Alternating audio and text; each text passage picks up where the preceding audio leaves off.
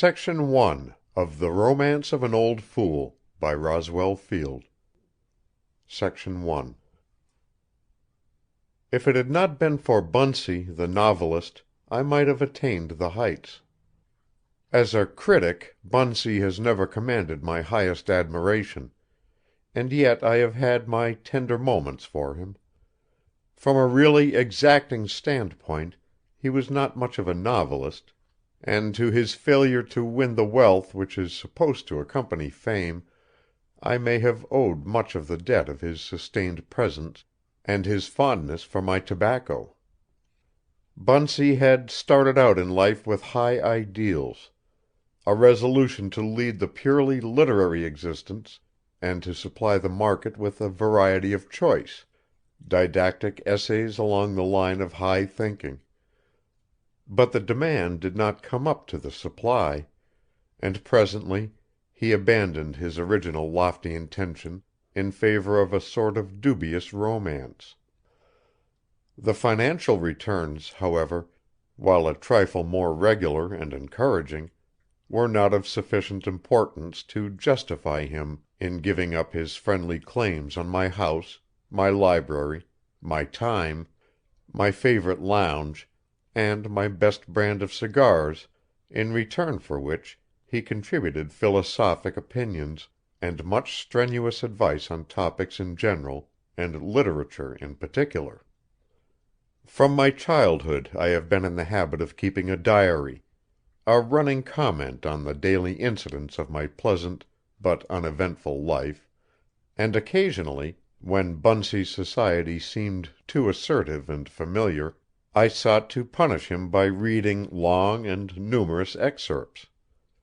To do him justice, he took the chastisement meekly, and even insisted that I was burying a remarkable talent, sometimes going to the magnanimous extreme of offering to introduce me to his publisher, and to speak a good word for me to the editors of certain magazines with whom he maintained a brisk correspondence, not infrequently of a querulous nature. All these friendly offices I gently put aside, in recalling the degradation of Bunsey's ideals, though I went on tolerating Bunsey, who had a good heart and an insistent manner. In this way I possibly deprived myself of a glorious career. My ability to befriend Bunsey was due to a felicitous chain of circumstances. When the late Mrs. Stanhope passed to her reward, she considerately left behind a document making me the recipient of her entire and not inconsiderable fortune. This proved a most unexpected blow to the church, which had enjoyed the honor and pleasure of Mrs. Stanhope's association, and which, quite naturally, had hoped to profit by her decease. The late Mrs. Stanhope, who I neglected to say was, in the eyes of heaven, the world, and the law, my wife, had not lived with me in that utter abandonment to conjugal affection so much to be desired. We married to please our families, and we lived apart as much as possible to please ourselves. Though not without certain physical charms, Mrs. Stanhope was a woman of great moral rigidity and religious austerity, who saw life through the diminishing end of a sectarian telescope, and who cared far more for the distant heathen than for the local convivial pagans who composed my entourage. She had brought to me a considerable sum of money, which I had increased by judicious investments, and I dare say that it was in recognition of my business ability, as well as possibly in a moment of becoming wifely remorse, that she bequeathed to me her property intact. I gave her final testimonial services wholly in keeping with her standing as a churchwoman, and I must say for my friends, whom she had severely ignored during her life, that they behaved very handsomely on that mournful occasion. They turned out in large numbers, and testified in other ways to their regard for her unblemished character. I recall, not without emotion after all these years, that Bunsey's memorial tribute to the church paper, for which he never received $1, was a model of appreciation, as well as of Christian forgiveness and self-forgetfulness. The passing of Mrs. Stanhope made it possible for me to put into operation the long-desired plan of retiring a little way into the country, not too far from the seductions of the club and the city, but far enough to conform to the tastes of a country gentleman who likes to whistle to his dogs, putter over his roses, and meditate in a comfortable library with the poets and philosophers of his fancy. Here, with my good housekeeper, Prudence, a name I chose in preference to her mother's selection, Elizabeth, and my gardener and man of affairs, Malachi, I lived for a number of years at peace with the world and perfectly satisfied with myself. Although I was dangerously over 40, and my hair, which had been impressively dark, was conspicuously gray in spots, my figure was good, my dress correct, and my mirror told me that I was still in a position to be in the matrimonial running if I tried. I mention these trifling physical details merely to save my modesty the humiliation and annoyance of referring to them in future, and to prepossess the gentle reader wherever the sex makes it highly important. I do not deny that in certain moments of loneliness which come to us, widowers and bachelors alike, I had the impulse to tempt again the matrimonial fortune, and counting on my financial standing, together with other attractions, I ran over the eligible ladies of my acquaintance. But one was a little too old, and another was a good deal too flighty. One was too fond of society, and another did not like dogs. A fifth spoiled her chances by an unwomanly ignorance of horticulture, and a sixth perished miserably after returning to me one of my most cherished books with the leaves dog-eared and the binding cracked. For I hold with the greatest philosophers that she who maltreats a book will never make a good wife. And so the years slipped cosily and cheerily by, while I grew more contented with my environment and less envious of my married friends, and whenever temporary melancholy overtook me, I moved into the club for a month, or slipped across the water, finding in the change of scene immediate relief from the monotony of widowerhood. In thus fortifying myself against the wiles of woman I was much abetted by my good Prudence, who never ceased her exhortations as to the sinister designs of her sex, and who had ready word of discouragement for any possible candidate who might be in the line of succession. "I see that Roger's woman walking by the house today, Mr. John," she would begin, "and I see her turnin' her nose up at the new paint on the arbor."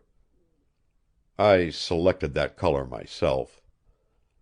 "It's queer how that woman does give herself airs, considerin' everybody knows that she's been ready for 10 years to take the fust man that asks her." Prudence knew that I had escorted the elderly Miss Rogers to the theater only the week before, and had commented pleasantly on the elegance of her figure. But the slight put upon my eye for color was too much. Wily Prudence! Or a day or two after I had rendered an act of neighborly kindness to the bereaved Mrs. Stebbins, she would say quite casually: "I don't want to utter one word agin the poor and afflicted, Mr. John, but when the Widder Stebbins hit Cleo with a broom today, I own I boiled over. I shouldn't tell you if it warn't my duty." Cleopatra was my favorite cocker spaniel, and any fair impression my fair neighbor may have made on my unguarded heart was immediately dispelled. Thus subtly and vigilantly my housekeeper kept the outer gates of the citadel, and shooed away a possible mistress as effectually as she dispersed the predatory hens from the garden patch. But with the younger generation of women good Prudence was less cautious. Any maiden under the very early 20s she regarded fair material for my friendly offices, and frequently she visited me with expressions commendatory of good conduct. "I likes to see you with the children, Mr. John, bless 'em, sir.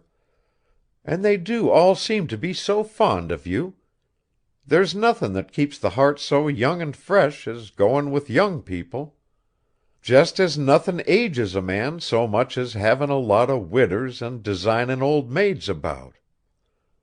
Of course," she added, with a return of her natural suspicion, "you are old enough to be father to the whole bunch, which keeps people from talkin'."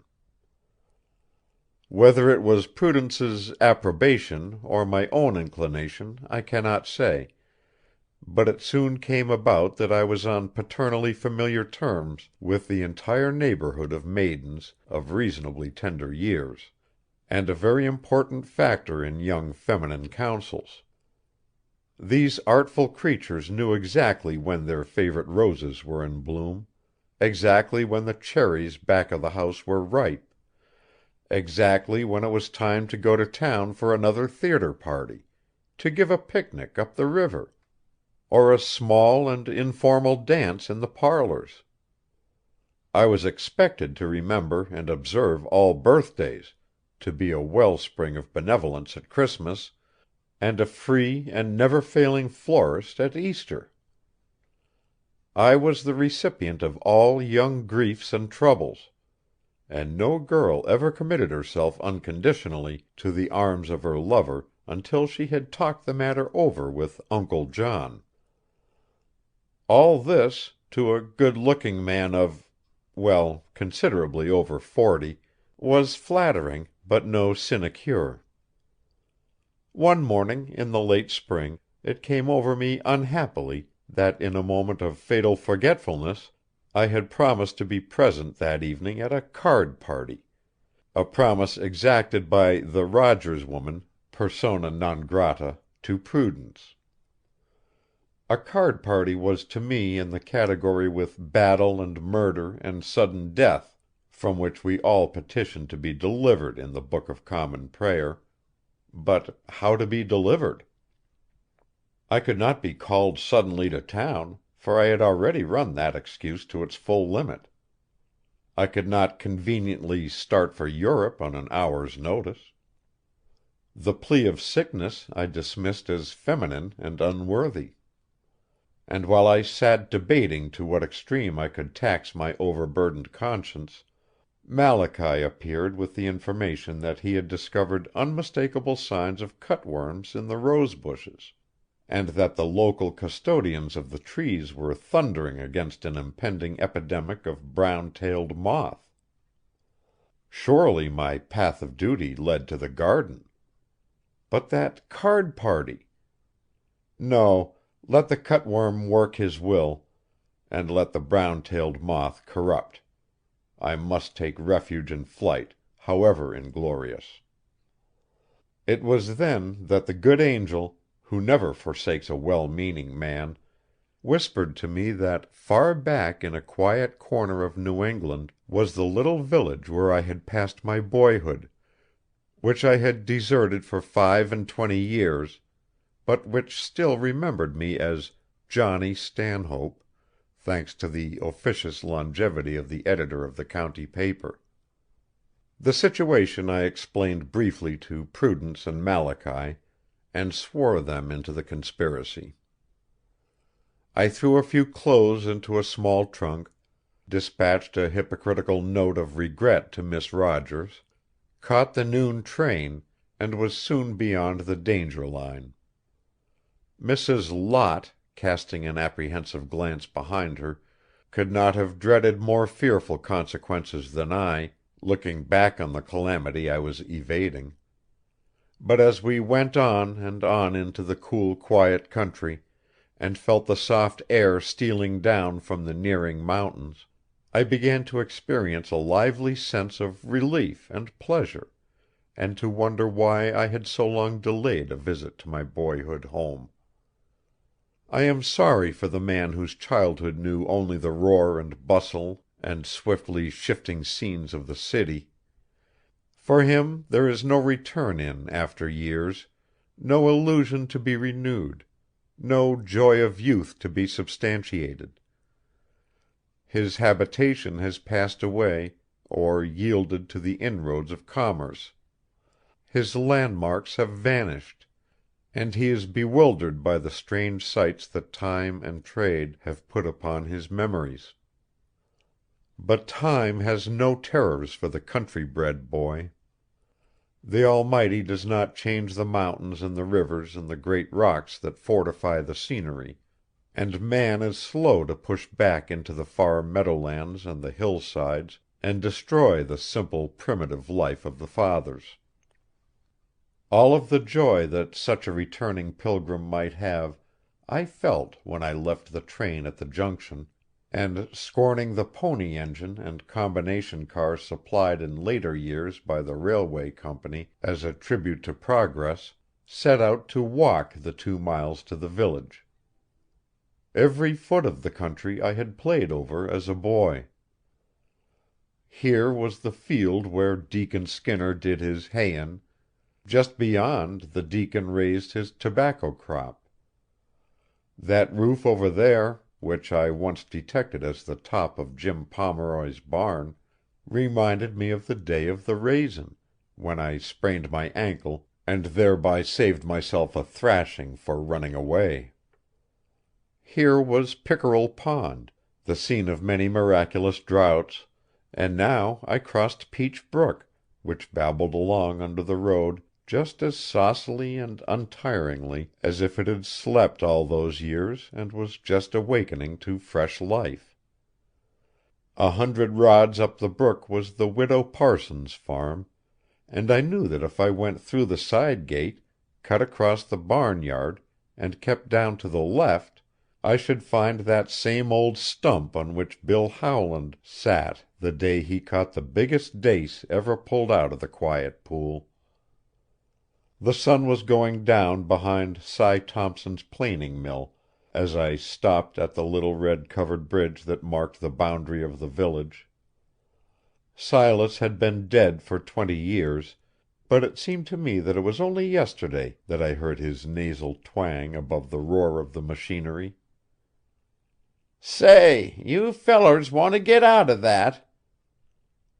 The little bridge had lost much of its color and most of its impressiveness, for I remembered when to my boyish fancy it seemed a greater triumph of engineering than the Victoria Bridge at Montreal.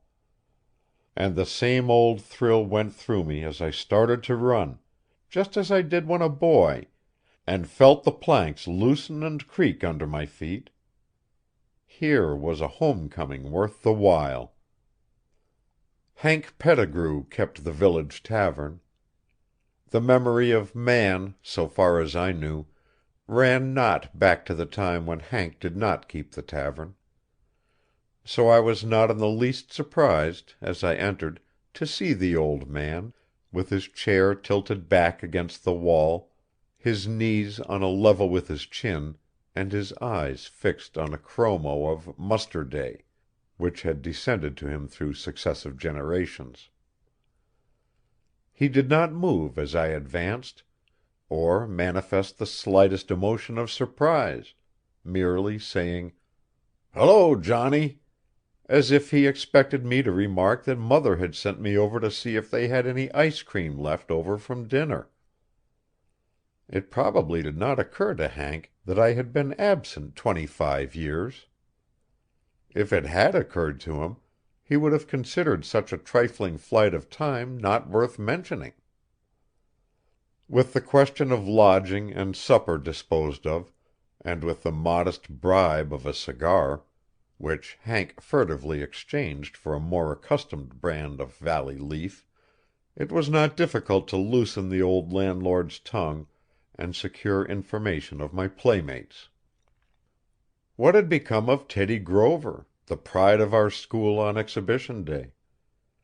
Could we ever forget the afternoon he stood up before the minister and the assembled population and roared, Marco Bozzaris, until we were sure the Sultan was quaking in his seraglio.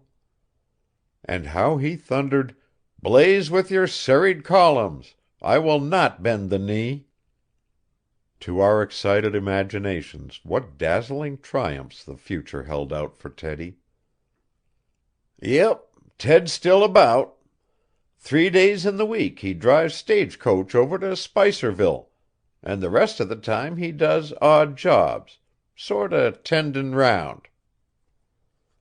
And Sally Cotton, black-eyed, curly-haired, mischievous little sprite, the agony of the teacher and the love and admiration of the boys, who climbed trees, rattled to school in the butcher wagon, never knew a lesson, but was always leading lady in the school colloquies, and was surely destined to rise to eminence on the American stage, if she did not break her neck tumbling out of old Skinner's walnut tree.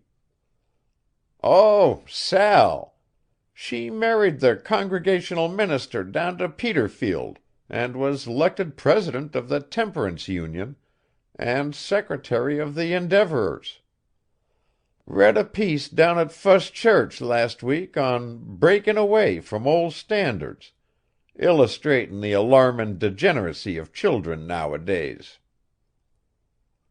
And George Hawley, our Achilles, our Samson, our ideal of everything manly and courageous, strong as an ox and brave as a lion, our champion in every form of athletic sports, who looked with contempt on girls and disdained their maidenly advances, who thought only of deeds of muscular prowess, and who seemed to carry the assurance of a force that would lead armies and subdue nations, what of George?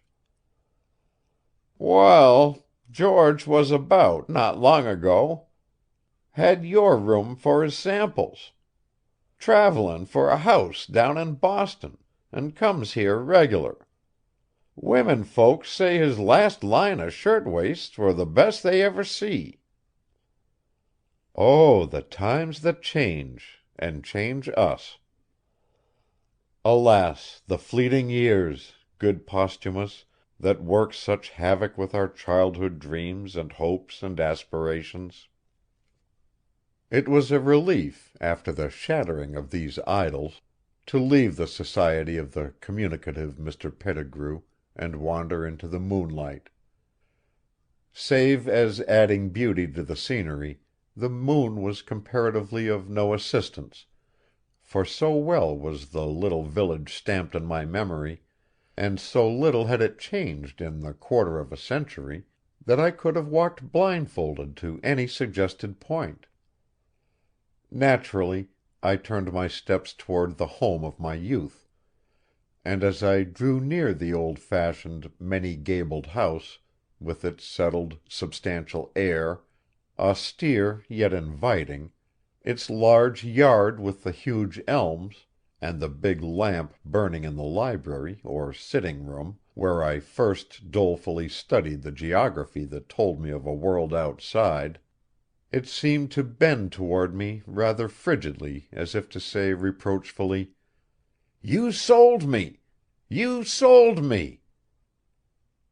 True, dear old home, in my less prosperous days I was guilty of the crime of selling the house that faithfully sheltered my family for 100 years. But have I not repented? And have I not returned to buy you back, and to make such further reparation as present conditions and true repentance demand? Is this less the pleasure than the duty of wealth? With what sensations of delight I walked softly about the grounds, taking note of every familiar tree and bush and stump. I could have sworn that not a twig, not a blade of grass, had been despoiled or had disappeared in the years that marked my absence. I paused reverently under the old willow tree and affectionately rubbed my legs, for from this tree my parents had cut the instruments of torture for purposes of castigation, and its name, the weeping willow, was always associated in my infant mind with the direct results of contact with my unwilling person. On a level with the top of the willow was the little attic room where I slept, and the more sweetly when the crickets chirped, or the summer rain beat upon the roof, and where the song of the birds in the morning is the happiest music God has given to the country. Back of the woodshed I found the remains of an old grindstone, perhaps the same heavy crank I had so often perspiringly and reluctantly turned.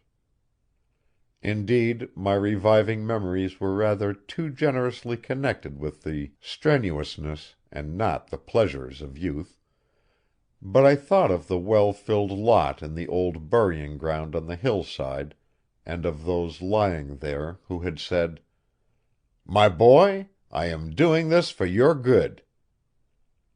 I doubted it at the time, but perhaps they were right. At all events, the memories were growing pleasanter, for a stretch of 35 years has many healing qualities, and our childhood griefs are such little things in the afterglow. In the early morning I renewed my rambles, going first to the little frame schoolhouse, the old church with its tall spire, the sawmill, the deacon's cider press, the swimming pool, and a dozen other places of boyish adventure and misadventure. Your true sentimentalist invariably gives the preference to scenes over persons, and is so often rewarded by the fidelity with which they respond to his eager expectations. It was not until I had exhausted every incident of the place that I sought out the companions of my school days. What strange irony of fate is that which sends some of us out into the restless world to grow away from our old ideals and make others, and restrains some in the monotonous rut of village life to drone peacefully their little span. But happy he who, knowing nothing, misses nothing. If there were any village Hampdens, or mute, inglorious Miltons among my playmates, they gave no present indications. I found the girls considerably older than I expected, the boys less interesting than I hoped, but they all welcomed me with that grave, unemotional hospitality of the village, and we talked, far into the shadows, of our school time, the day that is never dead while memory endures. And so it came about that at the close of day I found myself standing at the garden gate of the Eastman cottage. Peleg Eastman had been our village postmaster, a grave, shy man, who had received the federal office because the thrifty neighbors agreed, irrespective of political feeling, that it was much less expensive to give him the office than to support him and his two daughters, the prettiest girls in our school.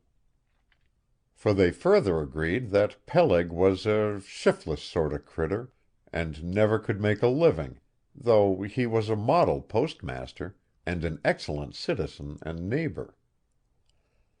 Hence, when it came Peleg's turn to make the journey to the burying ground in the village hearse, the whole community of Meadowvale was scandalized by the discovery that he had left his girls a comfortable little fortune, enough to keep them in modest wealth. Meadowvale never recovered from this shock. It felt that it had been victimized, and that its tenderest sensibility had been violated. And when his disconsolate daughters put up the granite shaft to their father's memory, relating that he had been faithful and just, the indignant political leader of the village remarked that it was a profanation of Scripture. 30 years ago I had stood at this little gate with one of the Eastman girls, escorting her home from Stella Perkins's party. I had attempted to kiss her good night, and she had boxed my ears, thus contributing a disagreeable finale to an otherwise pleasant evening.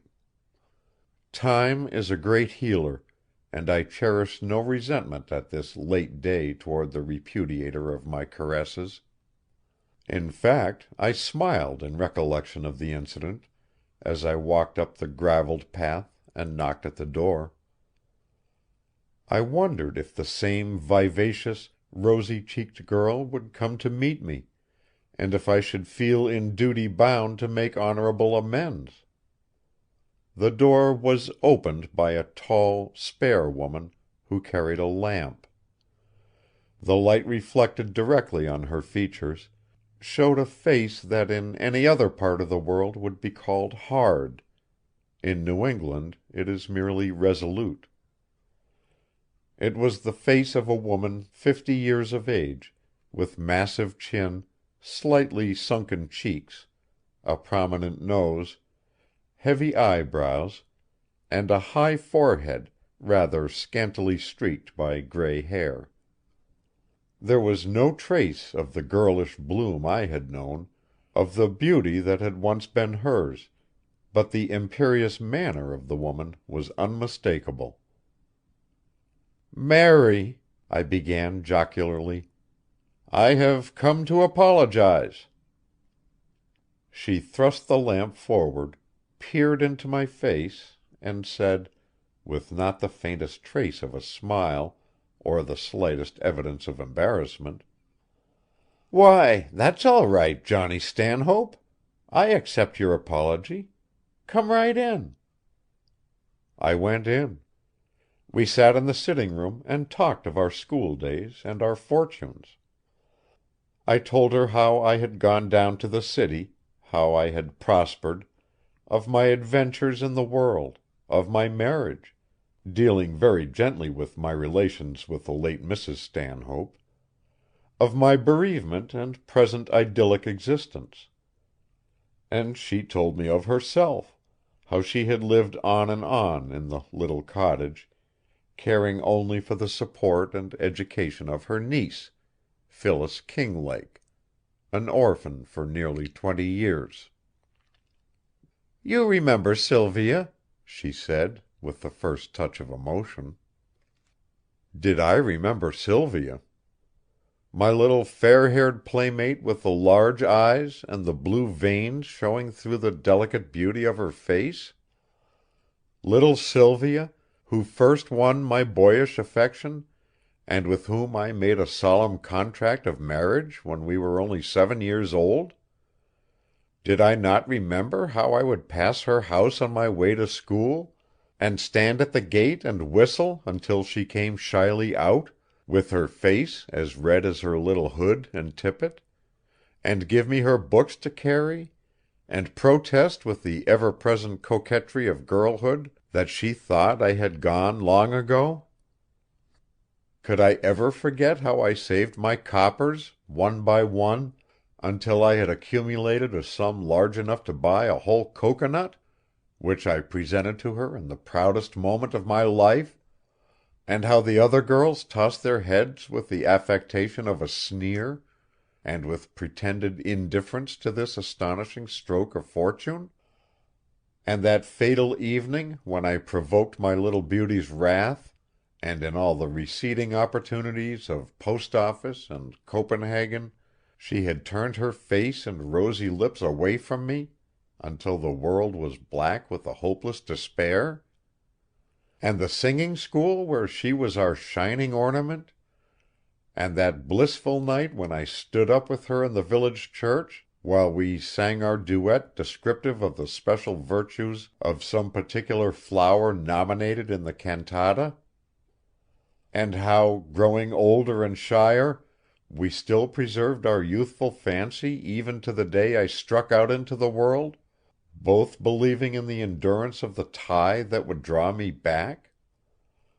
What caprice of fate is it that dispels the illusions of youth and restores them tenfold in the reflection of after years and over the gulf of the grave? Did I remember Sylvia? Then Mary went on to tell me of Sylvia's happy marriage to George Kinglake, how, when little Phyllis had come, and the world was at its brightest, The parents had been stricken down in the same week by a virulent disease, and how, with her dying breath, the mother had asked her sister to look after her little one and protect her from sorrow and harm.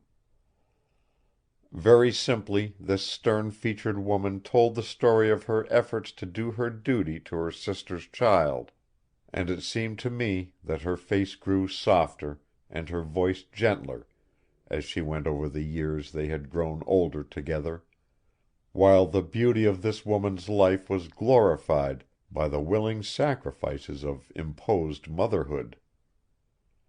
I could not see Phyllis, for she was spending the night with friends in another part of the village. Next time, she hoped, I might be more successful. Walking slowly to the tavern, my mind still went back to my little playmate and the golden days of youth, and if my heart grew a little tenderer, and my eyes were moistened by the recall, what need to be ashamed of the emotion? And if in the night I dreamed that I was a boy again, and that a fair-haired child played with me in the changing glow of dreamland, in the best and purest scenes of the human comedy, was it a delusion to be dispelled, a memory to be put aside? Did I remember Sylvia? End of section 1. The Romance of an Old Fool, by Roswell Field. Section 2. The thought that my train was to leave at 10 o'clock did not depress me as I awoke, with the sunlight streaming through the window, for, after all, I was obliged to admit that the monotony of Meadowvale and the sluggishness of my village friends were beginning to have an appreciable effect. Then the memory of little Sylvia came to me again, and nothing seemed pleasanter, as a benediction of the old days, than a visit to the burying-ground where she was sleeping. The previous day I had paid the obligations of remembrance and respect to the graves of my kindred, and it gave me at first an uncomfortable feeling to realize that the thought of them was less potent than the recollection of this young girl. But was it strange or inexcusable? Had they not lived out their lives of honored usefulness, and grown old and weary of the battle? And had not she passed away just as the greater joys of living were unfolding, and the assurance of happiness was the stronger? Poor Sylvia! The spectacle of a correctly dressed, middle-aged man passing down the street, bearing a somewhat cumbersome burden of lilies-of-the-valley and forget-me-nots, must have had its peculiar significance to the inhabitants of the village, and many curious glances were my reward. I passed along, however, without explanations, in distinct violation of rural etiquette. The old caretaker of the burying-ground met me at the entrance, and gave me the directions. Second path to the right, halfway up the hill, just to the left of the big elm. The old man had known me as a boy, and would have detained me in conversation, but I pleaded that my time was short, and reluctantly he let me go my way. Slowly up the hill I walked, occasionally pausing to place a forget-me-not on the grave of one I had known in childhood. Even old Barrows did not escape my passing tribute, a cynical, cross-grained old fellow, the aversion of the boys, who tormented him, and whom he tormented with reciprocal vigor. No need of a forget-me-not for Barrows, for he never forgot anything, so I gave his somewhat neglected grave the token of a long stem of little lilies, in evidence that the past was forgiven, and moved on to avoid possible protestation. I paused under the wide-branching elm to recover my breath. The ascent had been arduous for a gentleman inclined to portliness and with wind impaired by tobacco. I turned to the left, and at that moment, just before me, a woman's figure slowly rose from the ground. A creeping sensation possessed me. My heart bounded and my pulses thrilled. Was this Sylvia risen from the dead? Surely it was Sylvia's graceful girlish form. This was Sylvia's oval face, with Sylvia's large gray eyes.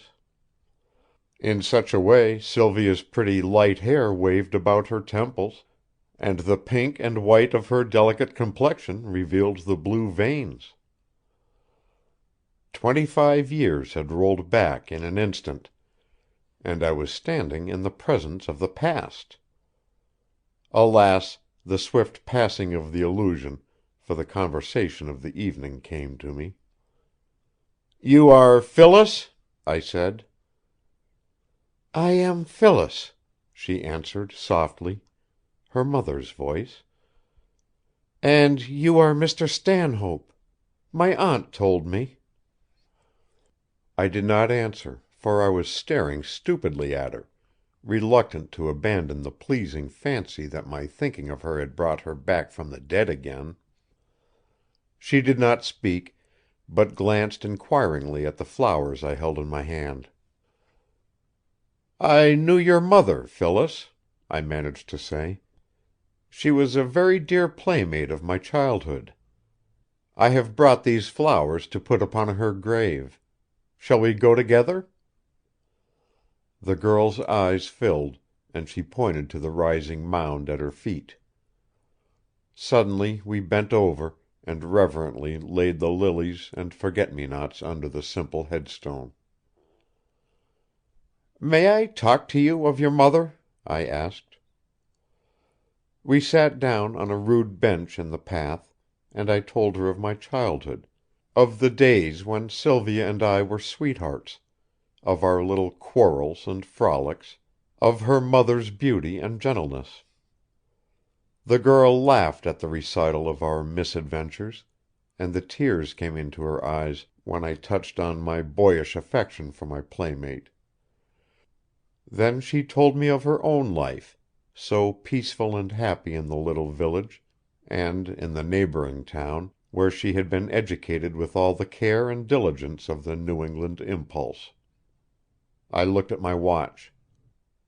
"It is 11:15," I said ruefully, "and my train left at 10." "There's another train at 3," she replied. "You will go home and dine with us? We dine at 12 in the country, you know." If I was somewhat ashamed to face Mary Eastmann, she received us with the same stolidity she had manifested when we first met, and at once insisted that I should remain for dinner. "Go into the parlor," she said abruptly. Phyllis plucked the sleeve of my coat. "Don't go in there," she whispered. "That's Aunt Mary's room exclusively, and I'm afraid you'll not find it very cheerful. Come out on the porch." "I know the room," I whispered back, as we went out together. "At least I know the type. Lots of horsehair belongings, square piano against the wall, wax flowers under a glass case on the mantel, steel engravings of Washington crossing the Delaware, family album, huge Bible, and Famous Women of 2 Centuries on the center table. Seashells, blue Wedgwood and German china things mingled in delightful confusion on the what not. If not wax flowers, it's wax fruit." Phyllis laughed, how much her laugh was like her mother's, and nodded her head. "Not a bad description," she assented. "You must have the gift of second sight." "Not second sight. Suppose we call it the gift of second childhood." We sat on the porch and looked down on the lawn that sloped to the orchard, and watched the robins run across the grass. And I pointed out to Phyllis the very tree under which Sylvia and I had stood the day we had our first memorable quarrel. confessing that while at the time there was no doubt in my mind that Sylvia was clearly at fault, I was now prepared to concede, after plenty of reflection, that possibly she might have had a reasonable defense. The recital of this pathetic incident led to other reminiscences connected with the old house and its grounds, and I was hardly in the second chapter when Mary came out and ordered us in to dinner. Mary never invited, never requested. She merely ordered. We sat at the table, and at a severe look from Mary I stopped fumbling with my napkin, while Phyllis, sweet saint, folded her hands and asked the divine blessing. Pagan philosopher that I was singularly moved by the simple faith of these two women, and I think that when I am led back into the fold of my family creed, a girl as young and fair and holy as Phyllis will be the angel to guide me. The dinner was toothsome, the environment fascinating, the afternoon perfect, and so it came about quite naturally that I missed the 3 o'clock train. "There is nothing so disagreeable in life," I explained apologetically to my friends, "as a hard and fast schedule, which keeps one jumping like an electric clock, doing 60 things every hour, and never varying the performance. Fortunately, trains run every day except Sunday, and the general order of the universe is not going to be upset because I am not checking myself off like a section hand." Perhaps Mary did not wholly coincide with my argument, but she was called away to her sewing circle, while Phyllis and I lounged lazily on the porch, I continuing my reminiscences. Garrulity is not merely the prerogative of age. The privilege of the monologue is always that of the old boy who comes back to his childhood's home and finds in a pretty girl a charming and attentive listener. He is a poor orator, indeed, who cannot improve such opportunities. At a convenient lull in the flow of discourse, we went off to ride, exploring the country roads I knew so well, and here began new matter and new reminiscences, patiently endured by Phyllis, who was a most delightful girl.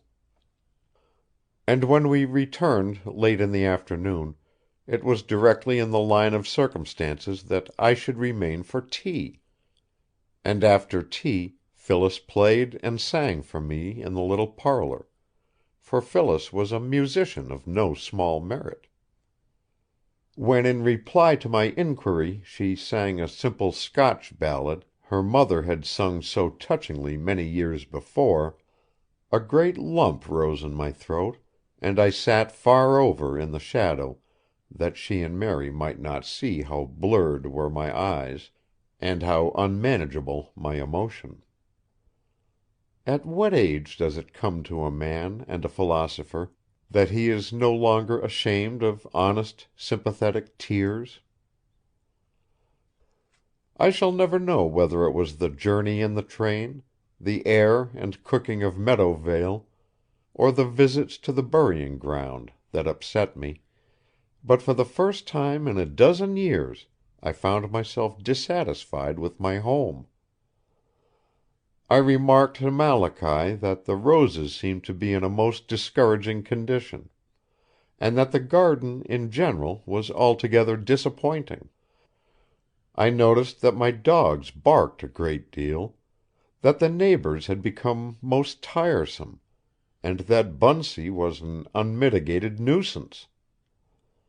Even the cuisine, which had been my pride and boast, grew at times unbearable, and I had not been home a fortnight before I astonished Prudence by positively assuring her that the dinner she had set before me was not worth any sane man's serious attention.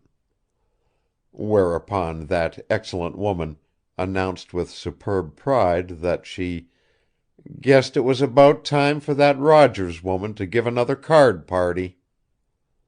"Prudence," I said severely, for I encourage no flippancy on the part of domestics. "That remark, while probably hasty and ill considered, borders on impertinence. I shall overlook it this time, on account of your faithful service in the past. But don't let it happen again. In any event," I amended considerately, "don't let it drop in my presence." Thinking it over, I came to the conclusion that Prudence was right in the general effect of the suggestion. What I needed was a change of scene. Long abstention from travel and variety of incident had made me restless and discontented. I had not been in Europe for 2 years. Undoubtedly I was pining for a lazy tour of the continent. The thought decided me. I should book my passage on the steamer that sailed the Saturday of the following week.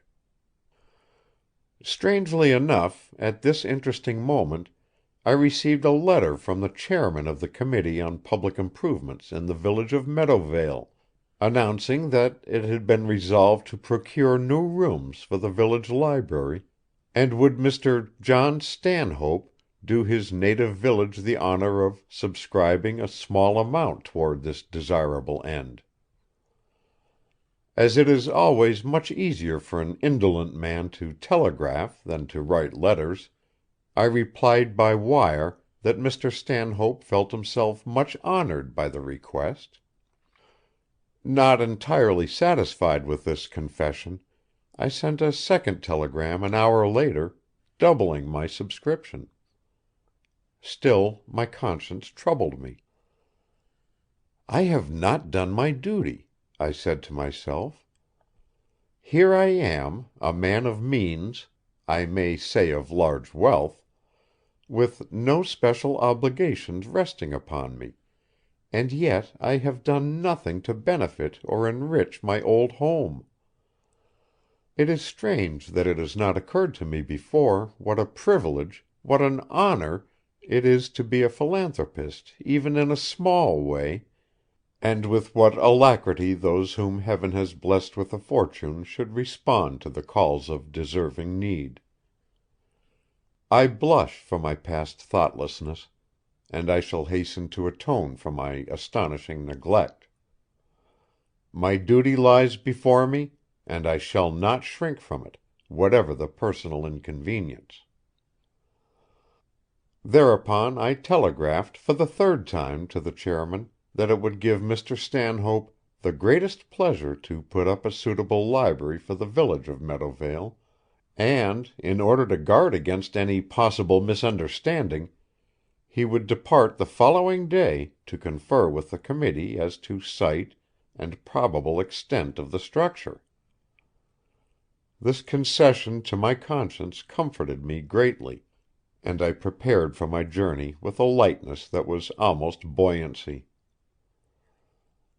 The chairman and two of the committee met me at the junction. They were most deprecatory and apologetic, and mentioned with evident sorrow the absence of several of the members which might cause a postponement of the conference until the following day.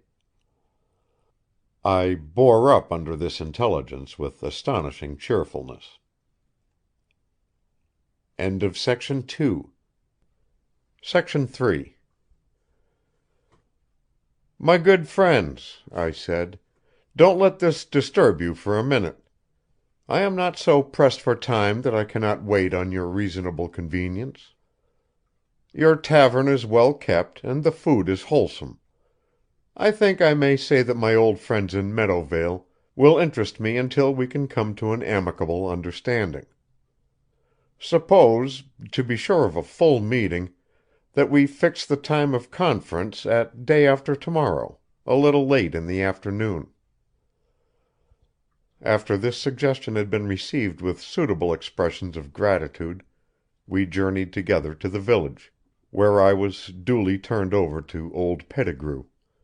And then, as the day was by no means done, I strolled down the street and most naturally and quite unthinkingly found myself a few minutes later looking over the Eastman gate at Phyllis on the porch.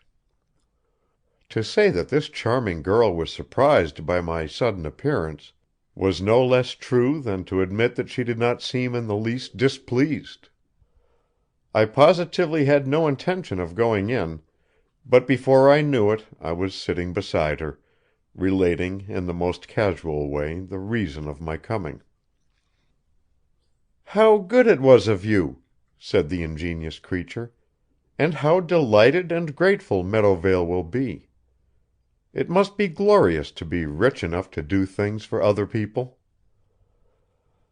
Now it is not a disagreeable sensation to feel that one is rich and good and glorious in the large gray eyes of a very pretty woman, and I was conscious of the mild intoxication from the compliment. "It is, indeed," I answered magnanimously. "I have always maintained that money is given to us in trust for those around us, and that in making others happy we find our greatest happiness. I regret that I have not wholly lived up to this undeniably correct principle." "It will require at least $1,000," she said naïvely. "Oh, at least." She was silent a moment. Then she said: "I was wondering what I would do if I had $1,000 to give away." "What do you think you would do?" "Speaking for my own preferences, I think I should like to establish a country club." "The very thing. If there is one crying want more than another in Meadowvale, it is a country club, with golf links, tennis courts, and shower baths."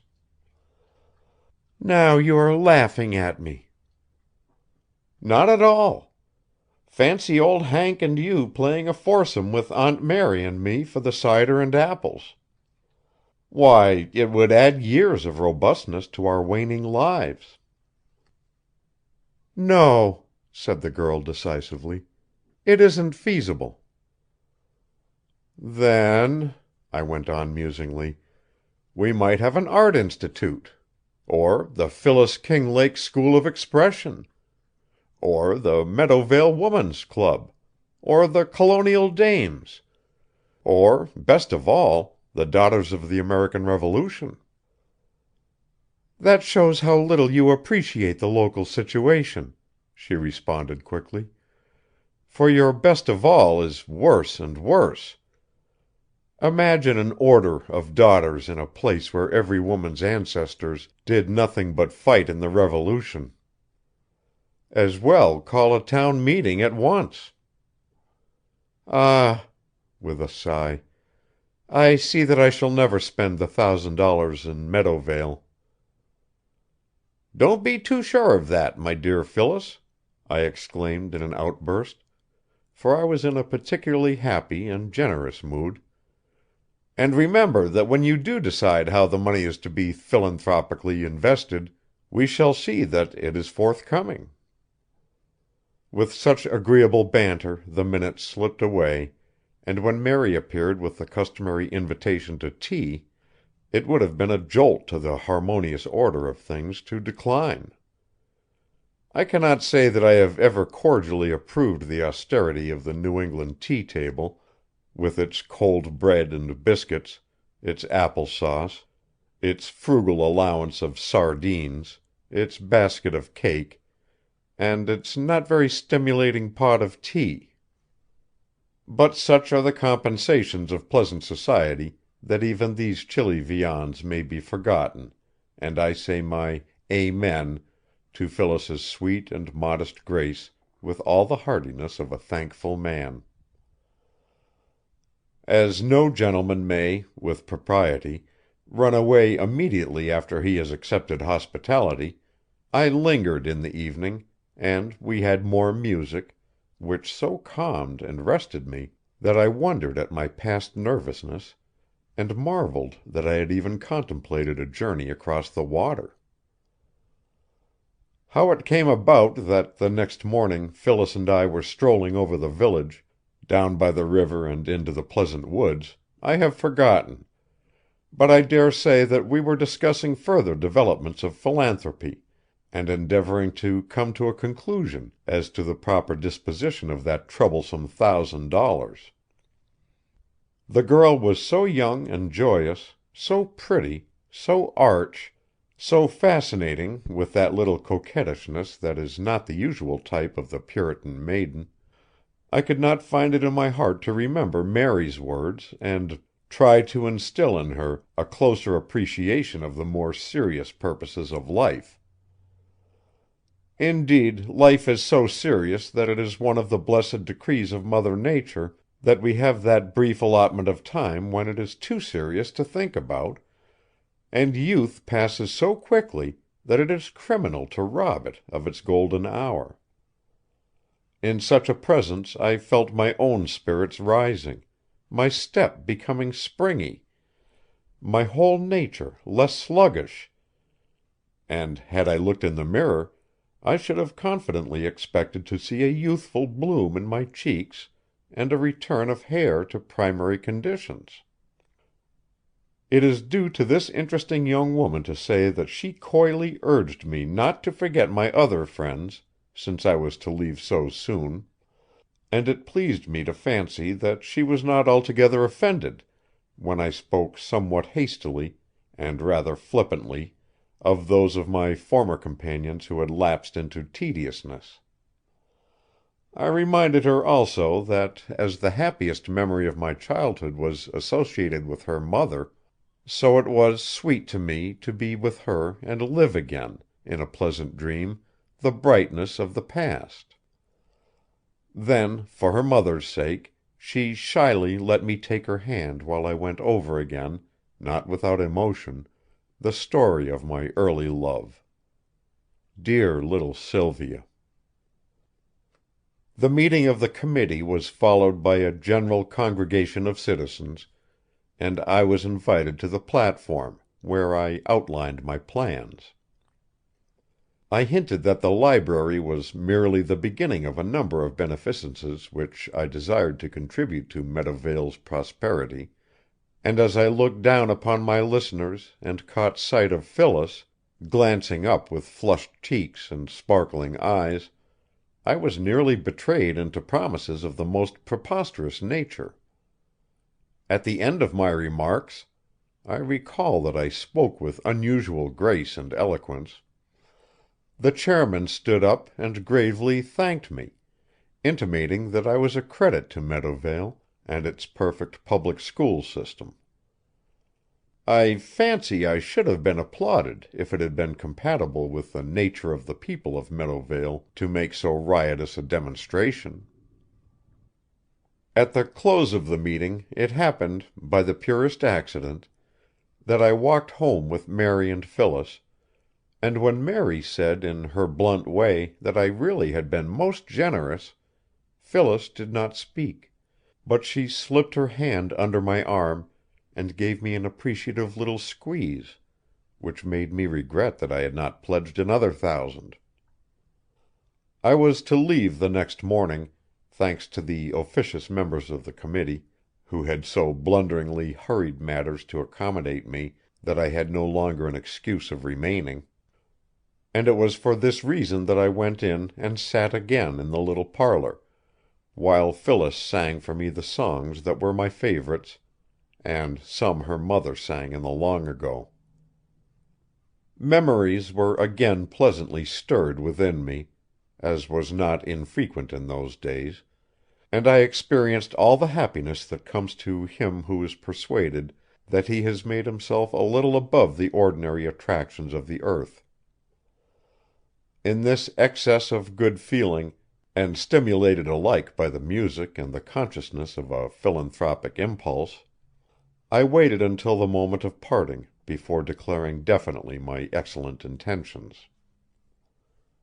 "My dear Mary," I began, turning to that admirable spinster, "you know how our childhood was linked by a close family feeling, and how you and Sylvia and I planned in our simple ambitions to live together in the great world outside. We may say now that this was childish romance, and that the caprice of time has made it an idle fancy. For many years we have been separated, and only by a happy chance have we been brought together. Fortune has been kind to me. I am called a rich man, and I believe I may say without boasting that I am far beyond the need of anxiety.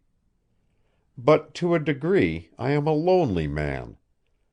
My sister's child is my one near relative in the world, and he is a young man with an excellent business, able to take care of himself, and naturally engrossed with his own occupations. You can understand that at my time of life, alone as I am, and still young enough to appreciate the joys of living, I have a feeling of desolation for which no riches can compensate. Had fortune given me a daughter, like our Phyllis here, I think no happiness could have been so great.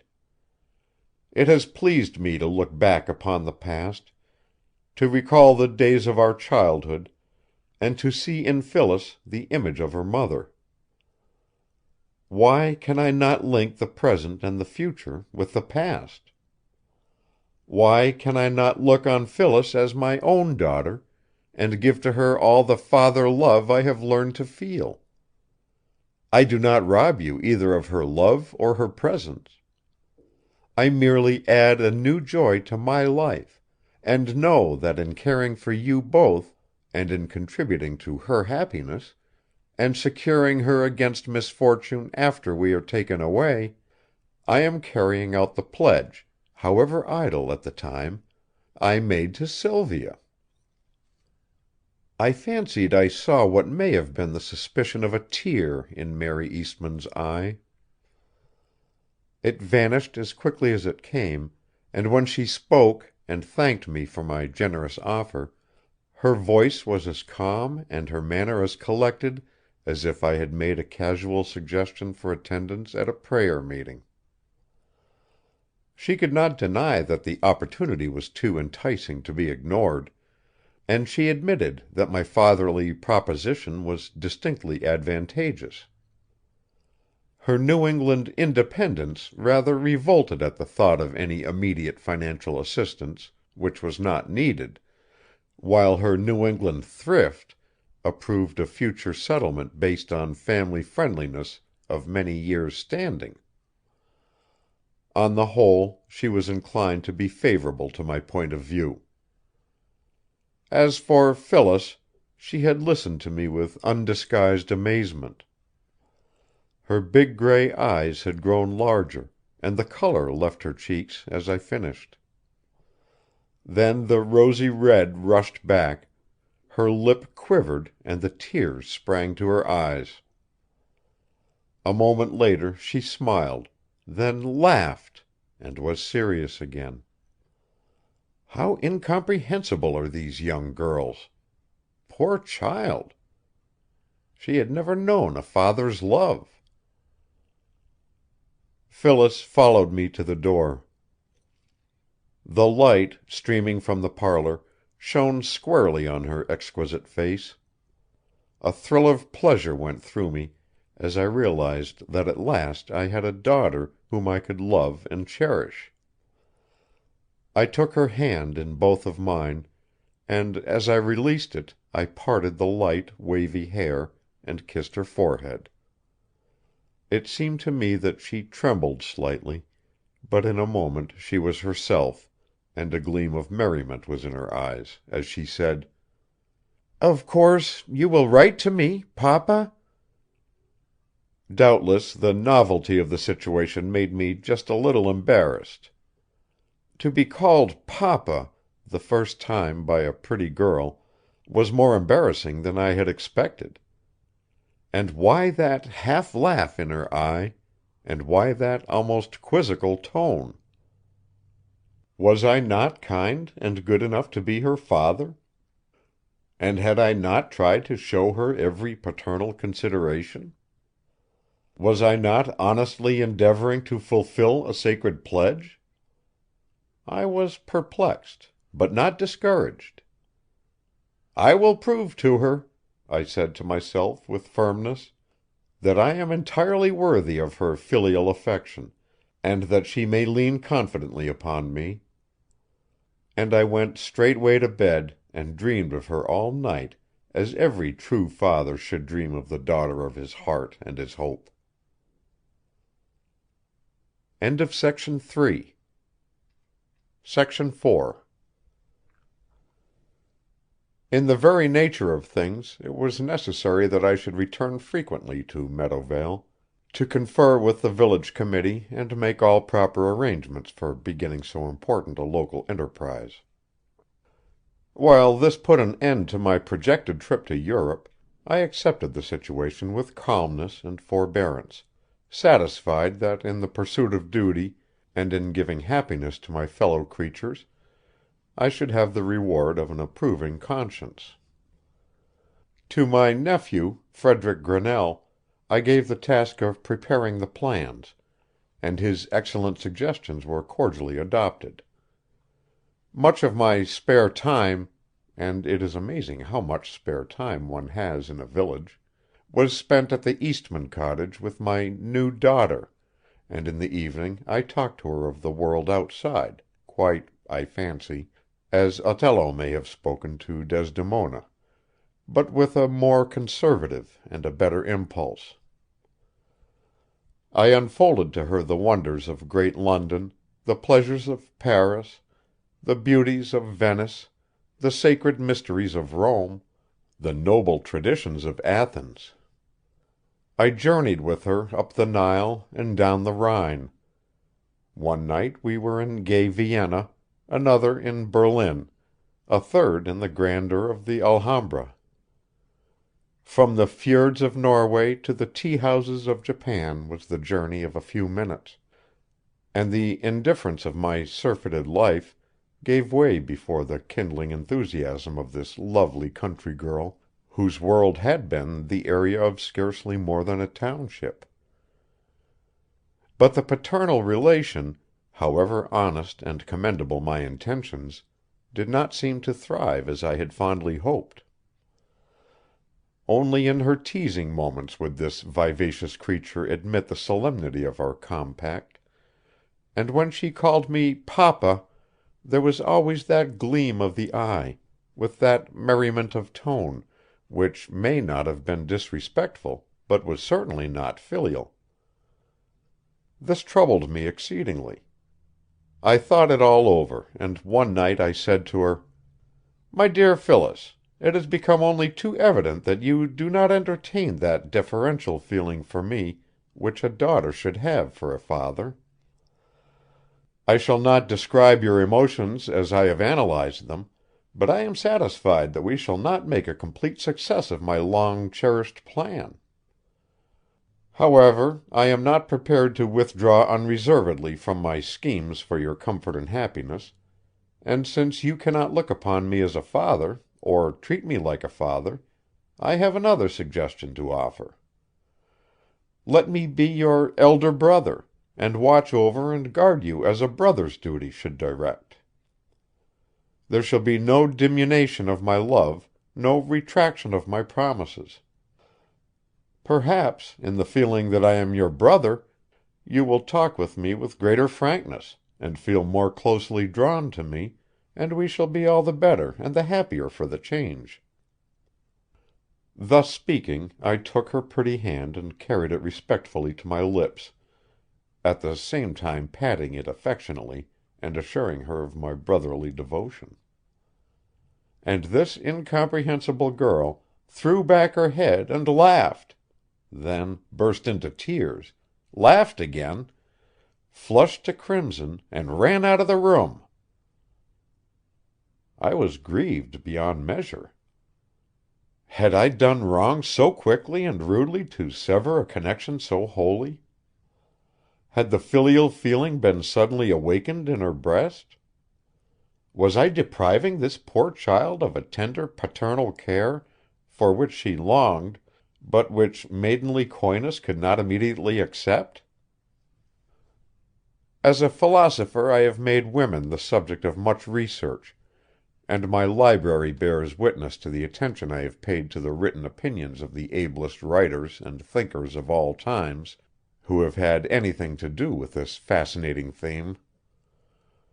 I have seen her in all her phases, analyzed her in all her emotions, and Bunsey has admitted to me that my theoretical knowledge has been of great value to him in dealing subtly with his heroines. And yet, despite my complete equipment in mental construction, I am constantly surprised by a new development, a sudden and unaccountable phenomenon of feminine nature which undoubtedly escaped the experience and reasoning of the experts and sages. It is indeed a matter of pride in woman that while man has studied her for thousands of years, she continues to exhibit fresh delights in her infinite variety of moods, and to put forth unexpectedly new and astounding shoots. I saw Phyllis no more that evening, save in my dreams, and it was wholly creditable to the goodness of my motives and the sincerity of my affection that she abided with me in my slumbering fancies with no protracted intermissions.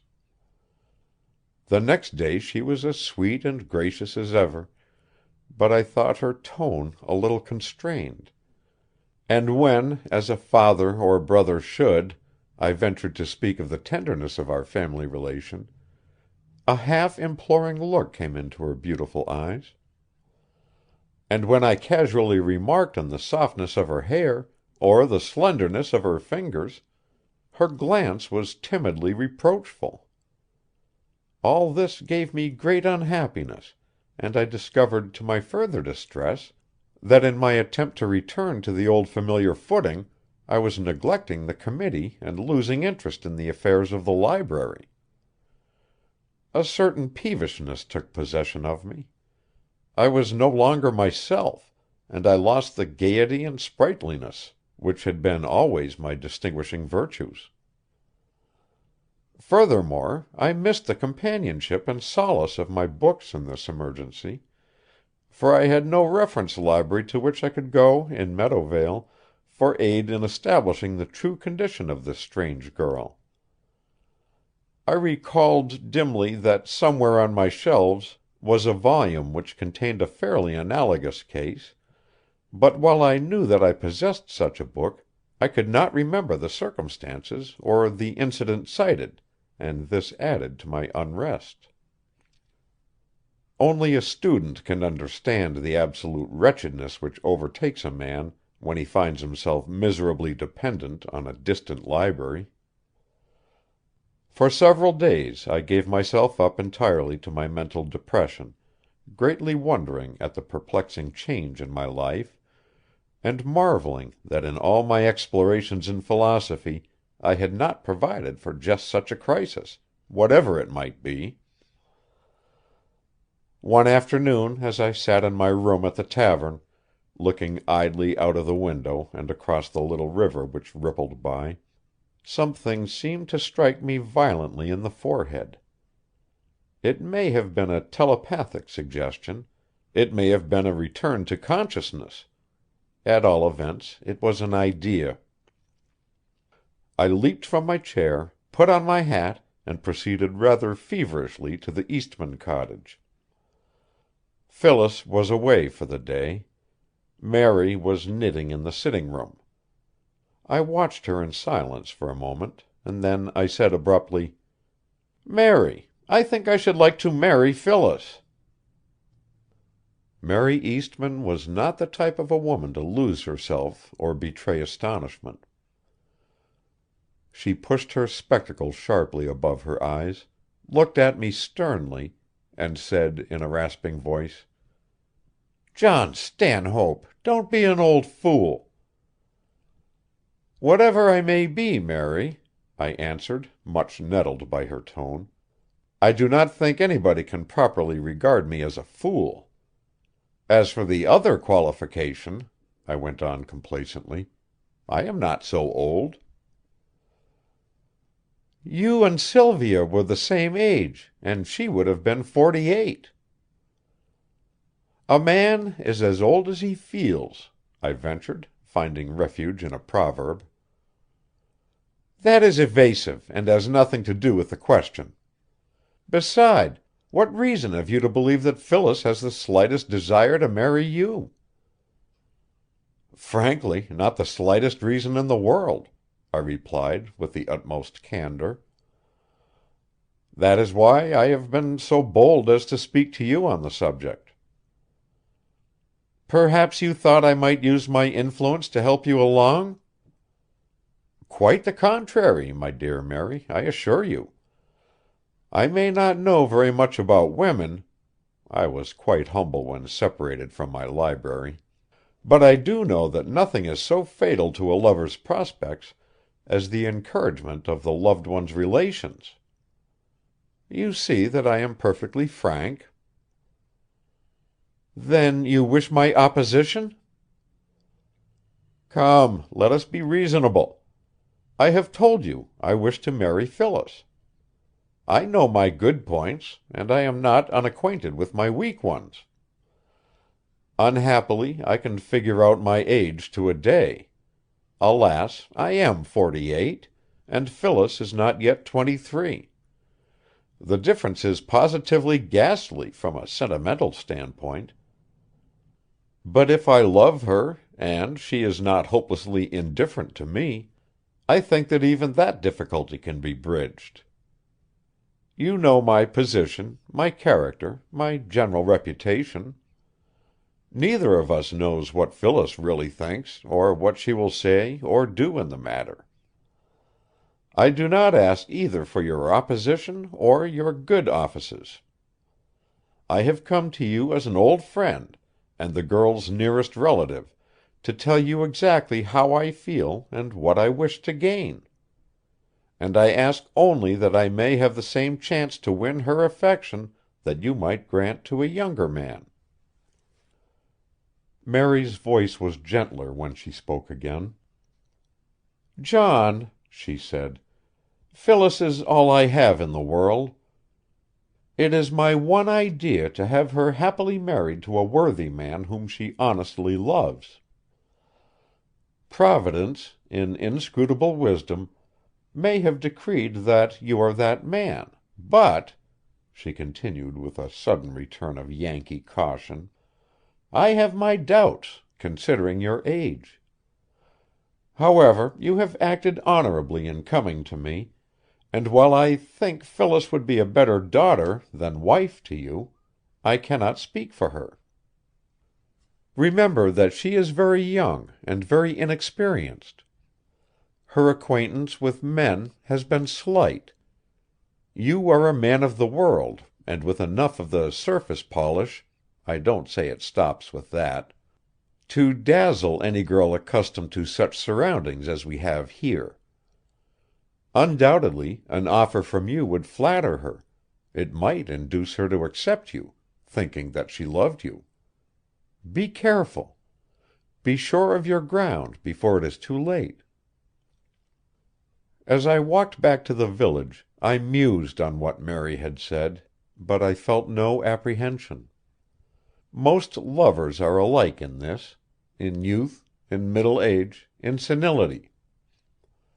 Perhaps the advantage of middle life is that a man is more the master of himself, more in possession of the faculties necessary to carry him through a crisis. Without the impetuous desire of youth, or the deadened sensibilities of old age, he has a certain serene confidence that is a mixture of love and philosophy. It disturbed me somewhat to find with what equanimity I faced a situation which promised nothing. It really annoyed me to note that I was picking out mentally the place to which I should conduct Phyllis in order to have the harmonious environment adapted to a sentimental proposition. I remembered that down by the river, just beyond the willows, there was an old tree where Sylvia and I, so many years ago, had sat and talked of our lives before us. To that sacred spot I would lead Sylvia's daughter, and passing gently from the past to the present, I would tell her of my love and of my fondest hopes. How dignified and appropriate such a spot for a frank, calm, and self-contained avowal! Thus philosophically and amiably plotting, I walked contentedly along, and looking up, I saw Phyllis coming toward me, swinging her hat in her hand, and suggesting in her girlish beauty and graceful outline the poet's shepherdess. She did not see me, and yielding to a sudden impulse, I stepped quickly aside in the shadow of a neighbor's house, as she passed on with her eyes on the ground. I followed at a little distance, and discovered, much to my dismay, that she chose the road that led to the burying ground. Now, a cemetery is not at all the spot that a man, whatever his philosophy, would select for a tender declaration, but I was buoyed by the remembrance of Mary's words. "The finger of Providence may be in it," I muttered. "The Lord's will be done." Slowly up the winding path she walked, and I as slowly followed. When I reached her, she was standing at her mother's grave, just as she had stood the morning we first met. I tried to accept this as an omen, but failed miserably, and omens, after all, depend on the point of view. She raised her eyes, and, seeing me, blushed, another omen, which means comparatively little to a man who is aware of the thousand emotions that are responsible for the blush of a woman. I was again annoyed by the discovery that my pulses were not beating wildly, and that my heart was not throbbing tumultuously, and when I addressed a commonplace remark to her, I was thoroughly ashamed and humiliated. It seemed like taking a mean advantage of innocence and inexperience. We sat together on the little bench, and for the first time in our acquaintance she appeared embarrassed, as if she knew what was passing in my mind. I have always believed that women, in addition to their acknowledged intuition, have a special sense that enables them to anticipate a declaration of passion, and I had no doubt that Phyllis was fully prepared for my confession, in spite of her embarrassment. This induced me to proceed to the point without unnecessary preliminaries. "Phyllis," I said, not without a certain agreeable ardor, "I have been talking with Aunt Mary." "Indeed!" "And about you." "Really?" "When I say that I have been talking with Aunt Mary, and about you," I continued in a grieved tone, for I do not like jerky responses, "I wish you to understand that it was in connection with no ordinary topic." "Phyllis," I spoke with the utmost tenderness, "can you not guess the nature of our discussion?" Phyllis was equal to the emergency. Her embarrassment had disappeared. "I am glad," she said, "that your conversation so far as it related to me was out of the ordinary. I suppose I may ask what the topic was, that is, if you don't mind telling." This was approaching the serious. "Phyllis, I was telling Aunt Mary that I loved you, and wished to make you my wife." A flash, half merry, half angry, came to her eye. "That was thoughtful of you. Is it customary for gentlemen in the city, when they think they love a girl, to honor all her relations with their confidence before they speak to the girl herself?" I took her hand. She made the slightest motion to withdraw it, and permitted it to remain in my grasp. "Phyllis," I said with all earnestness, "do not misunderstand me. I sought you at the house. You were absent. Your Aunt Mary and I have been friends from childhood, and it was only natural that out of my heart I spoke the words that were in my mind. I told her that I loved you, just as at that moment I might have shouted it from the housetop. My heart was full of you, and I had to speak. Can't you understand?" The girl was still obdurate, and she spoke with some petulance. "If that is the case, perhaps it is just as well that it was Aunt Mary and not one of the neighbors." "Dear little Phyllis, you are not angry with me because I love you. You cannot remain angry with me because I confessed my love before I met you today? If you had only seen with what applications of cold water your aunt rewarded my confidence, you would pity and not reproach me." For a minute the girl was silent. Then she asked softly, "How long have you known that you loved me?" "Must I answer that question candidly and unreservedly?" "Unreservedly and candidly." I seized her other hand and held her firmly. "About 50 minutes." She laughed, rather joyously, I thought. "And having loved me for fully 50 minutes, you wish to make me your wife? Confiding man!" "Little girl," I said tenderly, "let us be serious. If my dull consciousness did not awaken till an hour ago, my heart tells me that I have loved you ever since I first saw you standing near this spot. I am not going to ask you now whether you love me, or ever can learn to love me. It is happiness enough for me today to know how much I love you, and to know that I have told you of that love. I do not care to have my dream too rudely and too suddenly dispelled. Very probably you do not care for me as I should like to have you care for me, but do not make a jest of my affection. I am wholly aware of the preposterousness of my demands in many respects." This sounded very conventional and commonplace, but every lover must say it. "And believe me, I shudder when I think of what I have dared confess." Then she said, with the most delightful demureness, "Mr. Stanhope, is it likely that a girl would sit in a burying ground on a bench with a gentleman, allowing him to hold both her hands, unless she cared for him a little, just a little?" Up to this moment I had fairly forgotten that I was depriving her of all power of resistance, but with such encouragement I took an even more sympathetic grasp, and sat a trifle closer, while the minutes ticked away.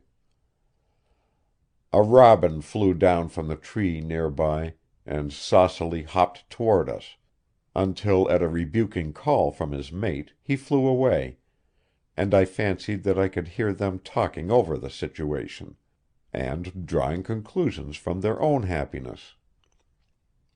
Phyllis was the first to break the charming spell. "Mr. Stanhope," she asked, hardly above a whisper, "what did Aunt Mary say when you told her that you wished to make me your wife?" "She said, Phyllis, that Providence may have decreed that I am the man to bring you happiness." And still in that same enchanting whisper, with her face a little rosier, as she half hid it below my shoulder, "Mr. Stanhope, do you think that a girl with my Christian training could fly in the face of Providence?"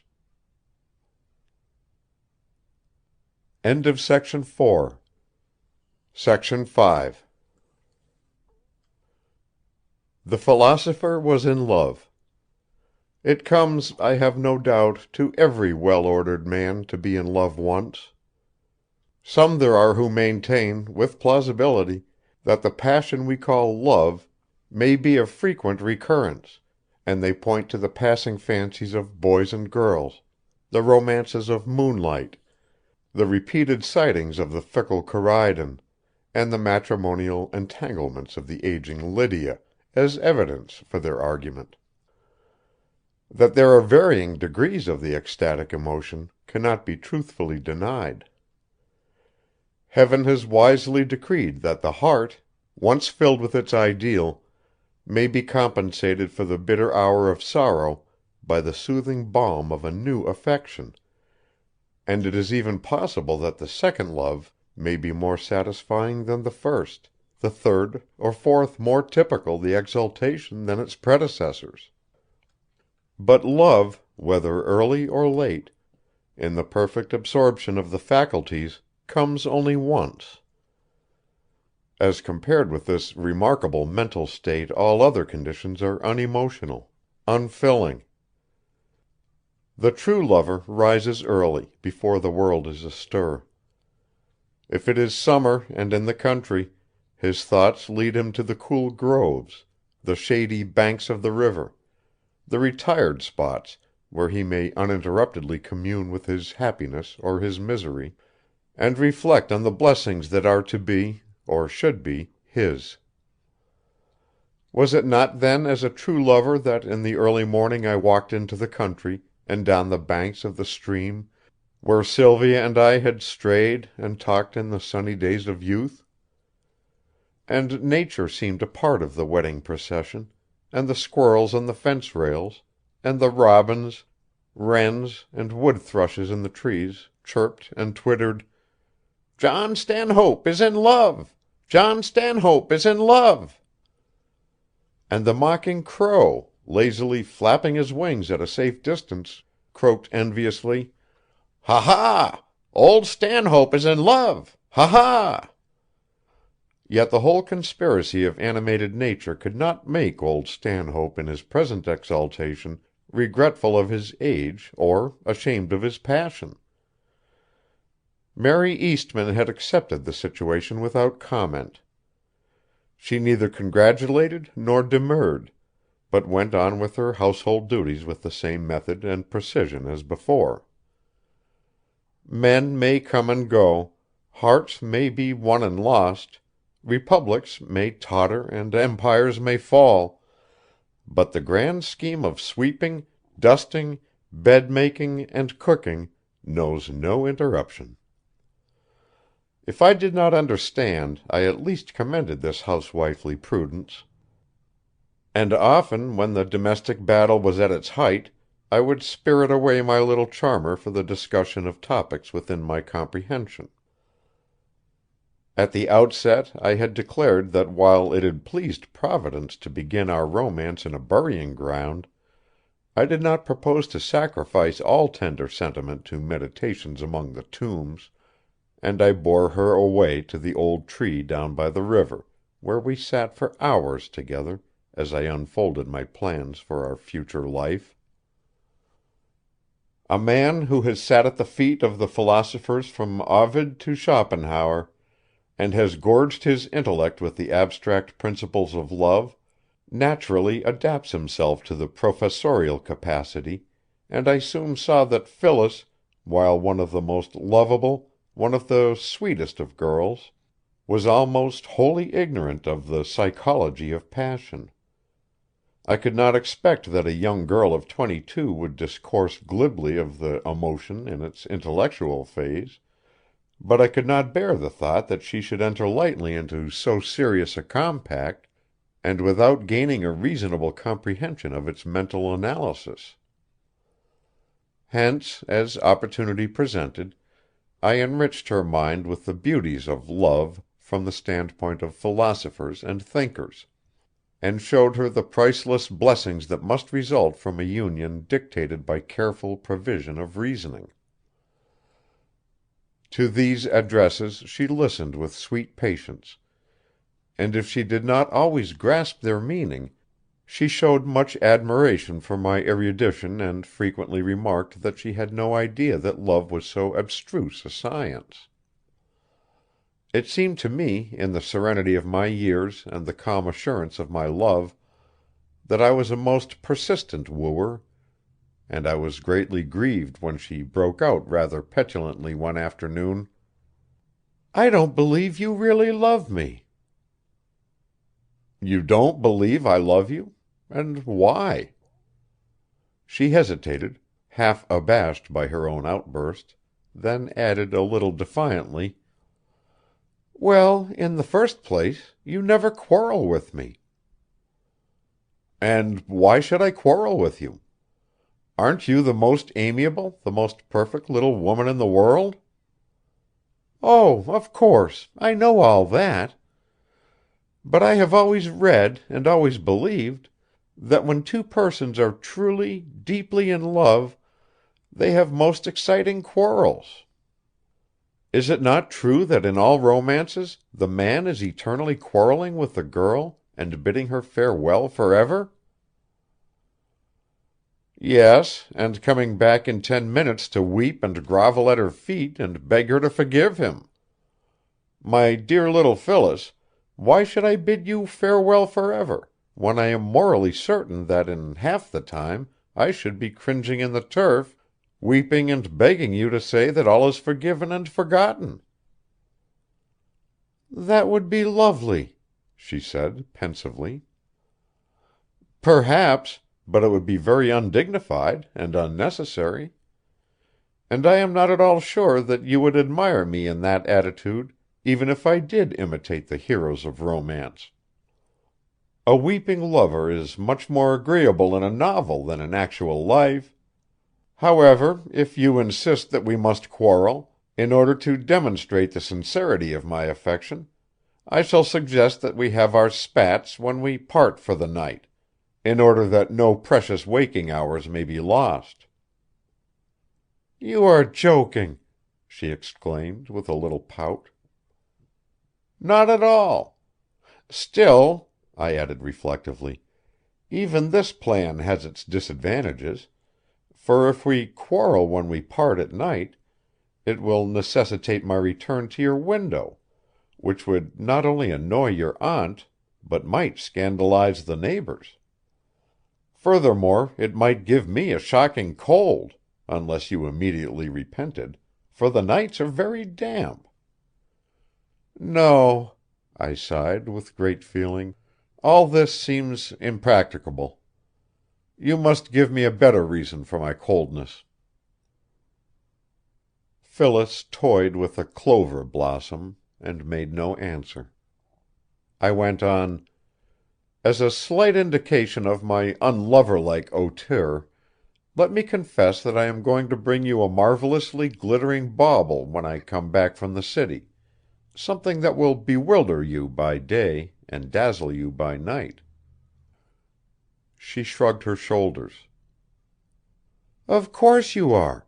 You are always giving me presents." I laughed at this. "Well, suppose I am. I have never heard that it is a sign of waning affection to bestow gifts on the loved one." "You refuse me nothing. I dare say you would give me the Boston State House if I wished it." "No, you are wrong there," I replied decisively. "If I bought the State House, I should be compelled to include the emblematic codfish, and you know my aversion to codfish." She smiled at the thought, recalling the Sunday breakfast, and then with a roguish look and a half embarrassed laugh she said: "At all events, you cannot deny that you did not kiss me when you left last night." "Didn't I?" I asked in amazement, and then, quite thrown off my guard, I added thoughtlessly: "I had forgotten." "That," she replied quietly, "was because you were so taken up with the philosophy of love and the mental attitude that you overlooked the physical demonstration. Do you remember the conversation?" Unfortunately, I did. I recalled that I had spent an hour or more defining the moral status of love and proving the sufficing reason. It was not a pleasant reflection that so agreeable and instructive a conversation was not thoroughly appreciated. "We spoke at length on love," I ventured feebly. "That is, you did," she replied. "I'll admit that it was better than an ordinary sermon, because the subject was more personal. But don't you think we admitted the sufficing reason at the start, And isn't it natural that a girl who has been so conventionally brought up is pretty well satisfied in her own mind of the moral status? Of course," she added, with a toss of her pretty head, "I am not asking you or anybody else to kiss me. I am merely curious to know if this plays any part in the philosophy of love, as understood by the greatest thinkers." Her speech had given me time to pull myself together. "No," I said, with marked emphasis. "I did not kiss you, because I had noted the unworthy suspicions you have expressed today, and I was hurt and grieved. It was hard for me to exhibit my displeasure in this way, and I am regretful now that I have learned that it was simply playfulness on your part. Don't interrupt. I am satisfied that the pure merriment of your nature is responsible for this assault, and I shall take great pleasure in making up this evening for the deficiencies of last night." She laughed, and we were friends again. And with such jocular asperities the days passed quickly and agreeably until my nephew arrived with the plans and specifications. Frederick Grinnell was not only my nephew, but an architect of reputation and promise, considering his years and experience. Like Phyllis, he had been left an orphan early in life, and it had been my pleasure and privilege to give him an education and see that he was fairly started in life. While I think I may say that Frederick was not quite so attractive as was I at his age, he was nevertheless a fine, manly young fellow, tall, well put together, of good habits, industrious and devoted to his profession. It pleased me to see that he admired Phyllis's pretty face and bright, animated manner, but one evening, when I fancied that he was too deeply stirred by her really beautiful voice, I took the opportunity to converse with him confidentially as we walked back to the tavern. "I have been intending to tell you, Frederick," I began, a little airily, "of the relations existing between Miss Kinglake and myself.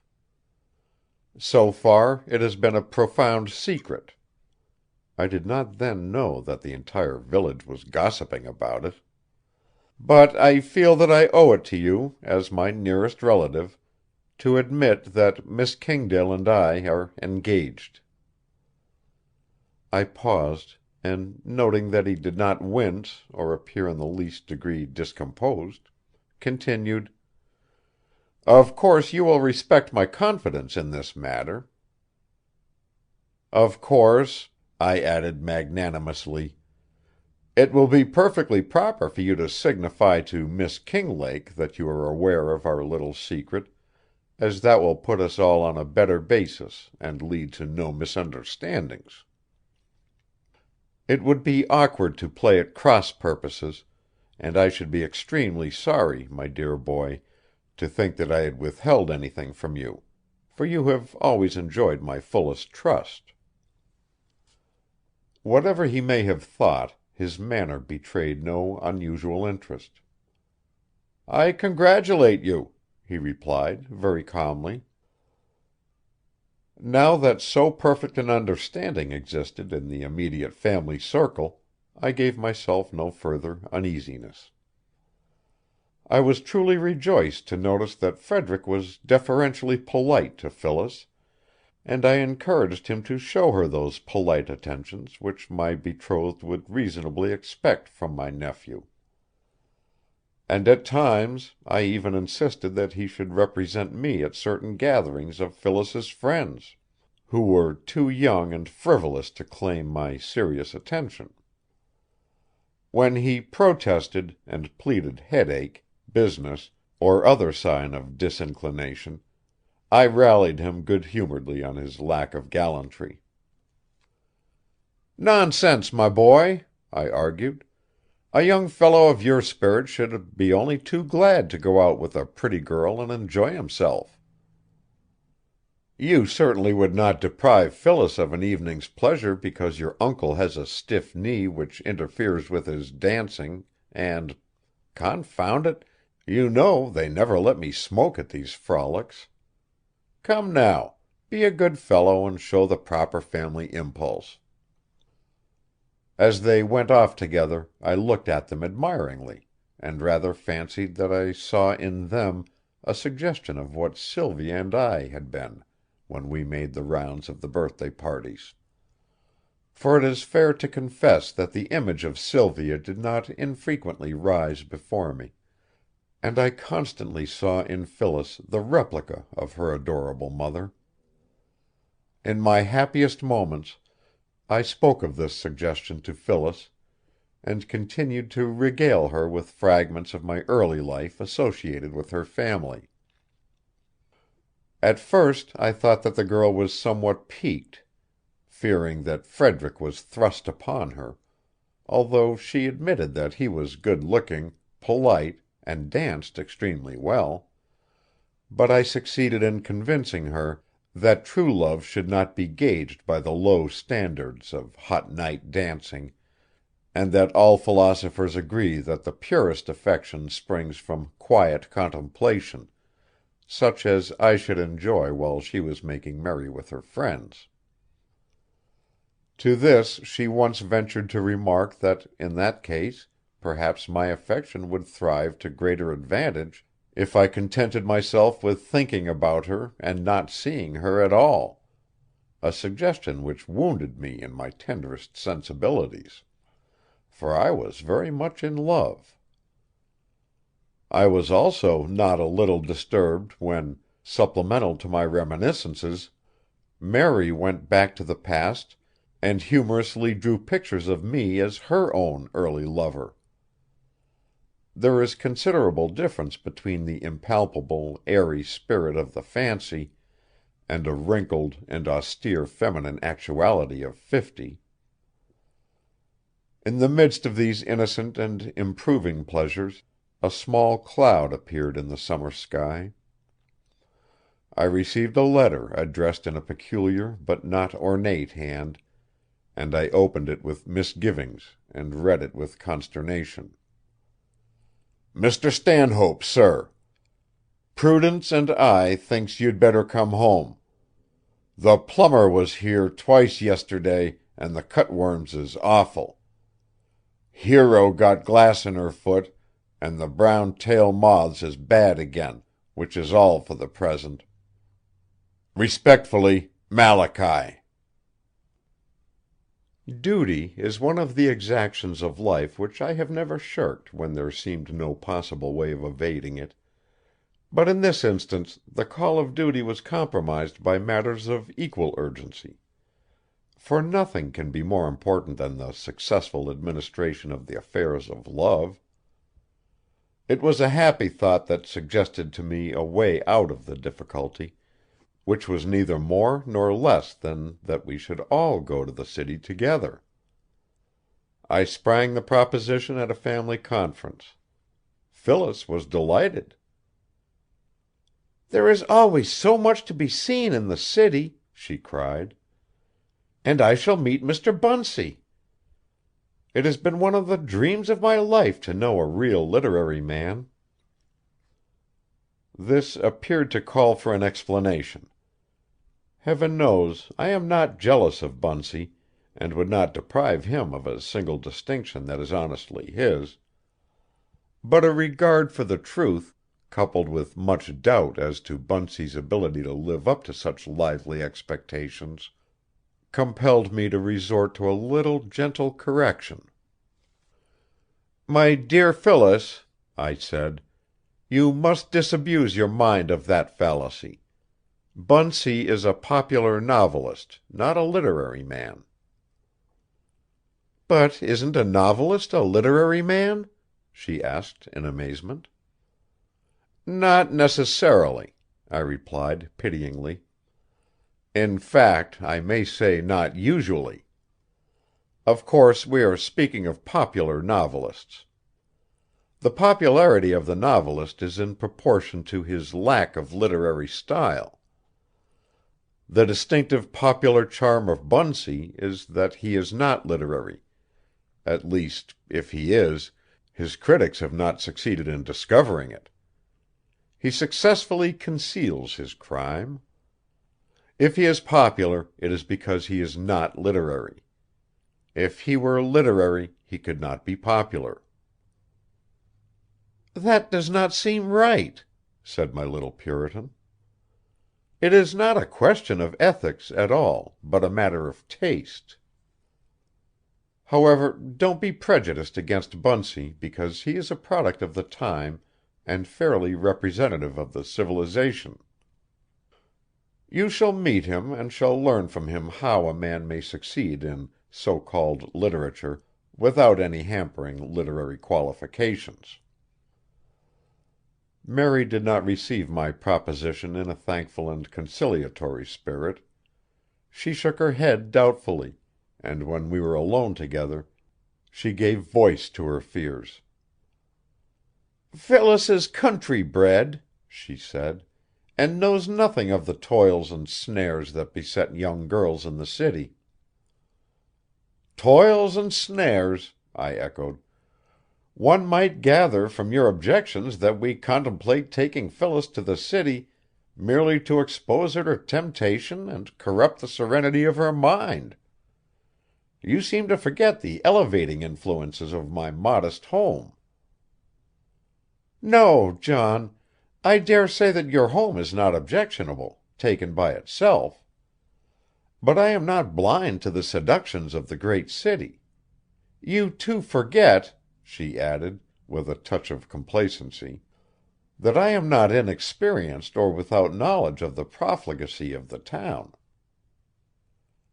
"Granting all this," I said, highly diverted by her earnestness, "and what are some of these seductions you have in mind?" "Theatres," she replied promptly. "Theatres and late hours, midnight suppers, and cocktails." I laughed uproariously. "My dear Mary, if these deadly sins and perils alarm you, we'll cut them out. I care little for theatres and less for midnight suppers. And as for cocktails, I shall make it my peculiar charge to see that Phyllis never hears the abominable word. Allowing for the removal of these temptations, I still think that a trip to the city would do our country flower a world of good, though I have nothing but praise for the manner in which you have brought her up." "John," she answered very gravely, "I have endeavored to do my duty as I saw it. I have tried to bring Phyllis up in the nurture and admonition of the Lord." The expression carried me back to my childhood, and I bit my lips. "Of course you have," I said. "Wasn't I brought up in this same village in the same way? Did not my good mother and my blessed grandmother inflict nurture and admonition upon me that I might grow up as you see me, a true child of the Pilgrim Fathers? The nurture, I remember, was a particularly hard seat in our particularly gloomy old meeting-house, and the admonition took up the greater part of the Sabbath day, with a disenchanting prospect of further admonition at home if I failed to keep awake. I do not mean to say that I am not thankful for the experience. In truth, I am doubly thankful. Thankful that I had it, and thankful that it is over." To this Mary vouchsafed no further remonstrance than a distrustful shake of the head. Excellent woman! Is it not to such as you, earnest, faithful, self-sacrificing, God-fearing, that the best in young manhood, the purest in young womanhood, owe the strength of the qualities that are the vital force of the nation? Section 6. In the end the united opposition was too much for Mary's arguments, and to town we went. The pleasure of the journey, on my part, was somewhat clouded as to the welcome we should receive from Prudence. And truly it acquired my greatest powers of dissimulation to feign an easy indifference and air of authority before that worthy creature, as with the most studied politeness and formal hospitality she received us at the gate. Prudence and I had sparred so many years that we were like two expert athletes, and while neither apparently noticed the other, each was perfectly conscious of the adversary's slightest movement. Hence I detected at once her strong aversion to Mary, whom she immediately selected as a probable mistress, and I saw her several times vainly try to repress a grimace of disdain and wrath. It was my first impulse to follow Prudence into the kitchen, after the ladies had gone to their rooms, and make a clean breast of the untoward tidings, but I lacked the moral courage and contented myself with an inward show of strength. Why should I pander to this woman's caprices? Was I not master in my own house? Should I not do as I pleased? I would punish her with the severity of my silence, and perhaps in a week or two, when she was more tractable, I would condescend to tell her exactly how matters stood. In this I would be firm.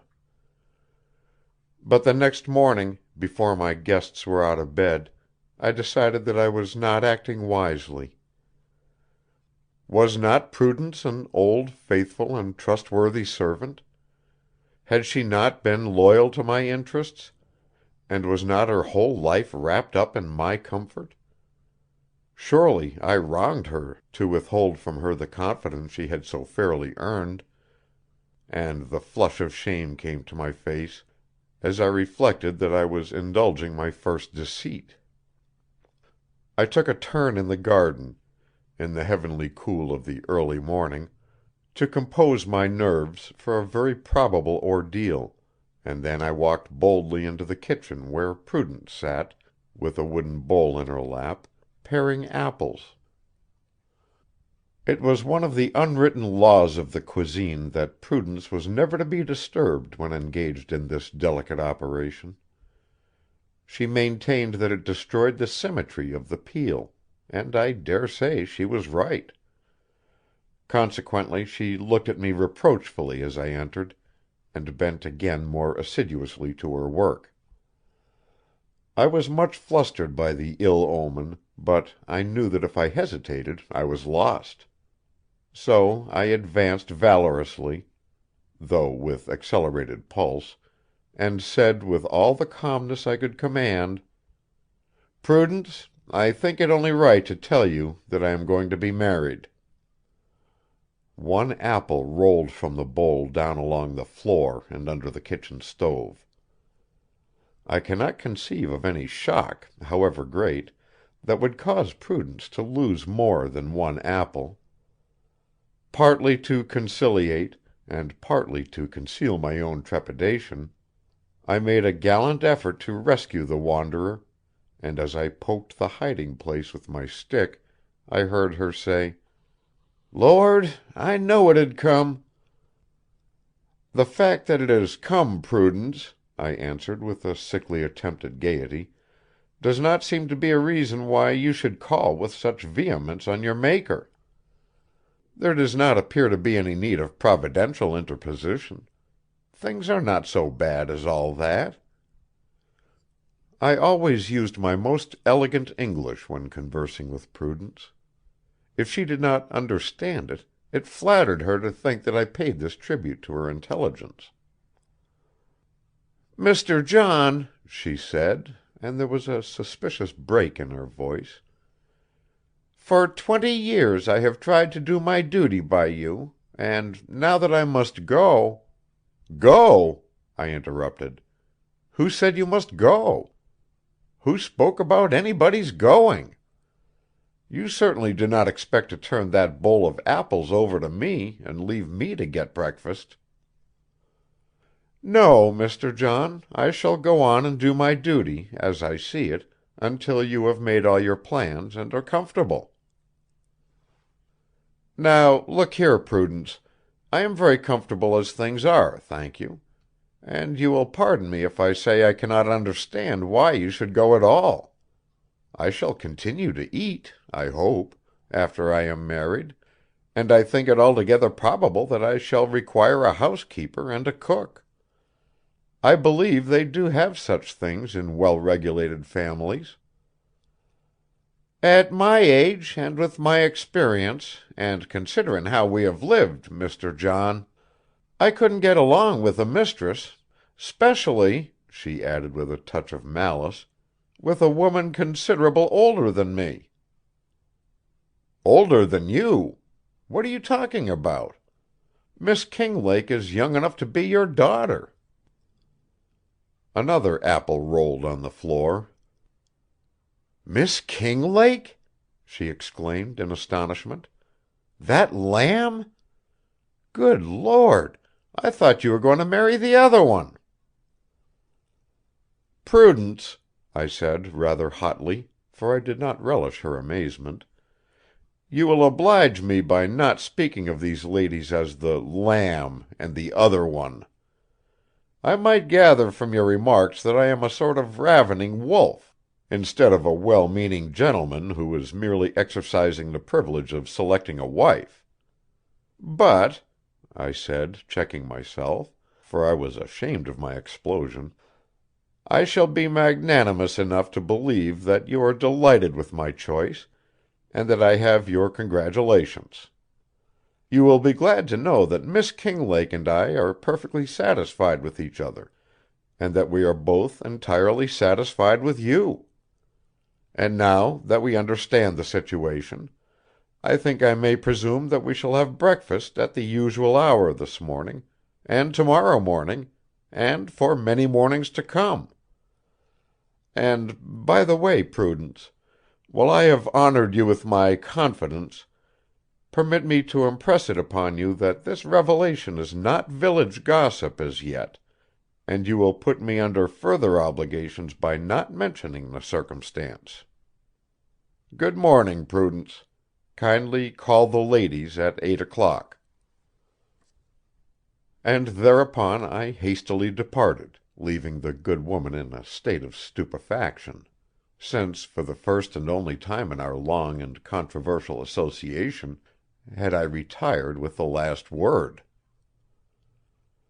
Taking a second turn in the garden, I encountered Malachy, and my conscience reproached me. Am I doing right, I asked myself, in withholding the glad news from this faithful servant who has shown himself so worthy of my confidence? Is it not my duty to tell him, not so much to interest him in his future mistress as to demonstrate the trust I repose in him? Malachy received my confidence with less excitement than I had expected. In fact, I was slightly humiliated by his seeming lack of gratitude. He touched his hat very respectfully, and observed irrelevantly that the roses below the arbor were looking uncommonly well. This was a poor reward for my attempt at consideration, and further convinced me of the uselessness of establishing anything like intimate relations with the proletariat. "By the way, Malachy," I said, in parting, "you will keep this matter a profound secret. Miss Kinglake and I are desirous that we shall not be annoyed by village chatter and premature congratulations." Having discharged my duty to my good servants, I felt that my obligations, so far as the relation with Phyllis was concerned, were at an end, and the morning wore away without further misgivings of disloyalty. In the afternoon Bunsey came over for his daily smoke, and as we sat together in the library I noticed the entire absence of suspicion in his manner. My heart smote me. Truly, I reasoned silently, I am behaving ill to an old friend who has never withheld from me the very secrets of his soul. Should I not be as generous, as outspoken with him as he has always proved to me? Should I not confide to him this one precious secret, at the same time swearing him to preserve it as he would his life? I blew out a ring of smoke, and then I began with the utmost seriousness: "Bunsey, how do you like the ladies?" He shifted his position, tipped the ashes from his cigar, and replied tranquilly: "Oh, I dare say I shall in time." The answer vexed me.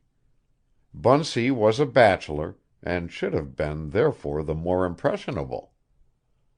I forgot for the moment, in my annoyance, that he was a novelist, and had been so diligently creating lovely and impossible women to order that he was not easily moved by the realities of humanity. "At all events," I replied with delicate irony, "I am glad that the future is hopeful for the ladies. My reason for asking the question was simply to lead the way to a confidence I intend to repose in you. To proceed expeditiously to the end of a long story, I intend to marry one of them." Bunsey's tranquillity was unshaken. "Which one?" "Which one?" I echoed with heat. "Why, Miss Kinglake, of course." "Does she intend to marry you?" "Naturally." "Or unnaturally?" "Confound your impertinence!" I roared. "What do you mean by that?" "No impertinence at all, my dear fellow. In fact, it is most pertinent. Miss Kinglake is a girl, and well, you voted for Grant." "Which is your gentle way of saying that I am too old." "No, not too old. Just old enough to know better." "We are never too old to love," I said, conscious that I was uttering a melancholy platitude. "Too old to love? Heaven forbid! But we may be too old to marry, at least to marry anybody worth while. Come, Stanhope, tell me, do you really love this young woman?" "Love her? Here I have been telling you that I intend to marry a charming girl, and you turn about and ask me if I love her. Of course I love her. I have been loving her in one way and another for years." "What do you mean by that? I thought you only met her a few weeks ago." I smiled pityingly. "So I did. But for years she has been my affinity. Incidentally, I don't mind saying I began by loving her mother." Bunsey sat up straight. "Oh, you loved her mother. Was her mother pretty?" "She was as you see Phyllis. In fact, I think she was, if anything, a trifle prettier. We were playmates and schoolmates, and in the nature of things, if I had not wandered off to the city, I presume we should have married. Dear little Sylvia," I went on musingly, "I can see her at this moment, looking down from heaven and smiling on my union with her daughter. For if ever a match was made in heaven, this was. Confound it! What are you doing now?" While I was talking, Bunsey had reached over, taken a sheet of paper, and was busily writing. He looked up carelessly. "Your story interests me, and is such good material that I thought I would make a few notes.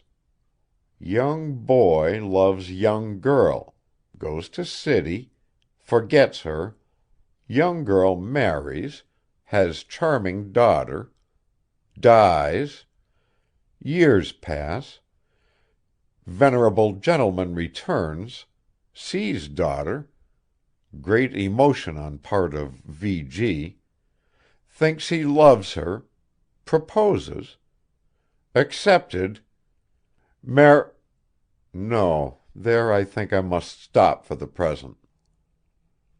"Oh, don't stop there, I beg," I said sarcastically. "If you are thinking of using these materials for one of your popular novels, be sure to throw in a few duels, several heart-rending catastrophes, and other incidents of what you will call action, appropriately expressed in bad English." Bunsey was imperturbable. "Thank you for your appreciative estimate of my literary style," he replied coolly.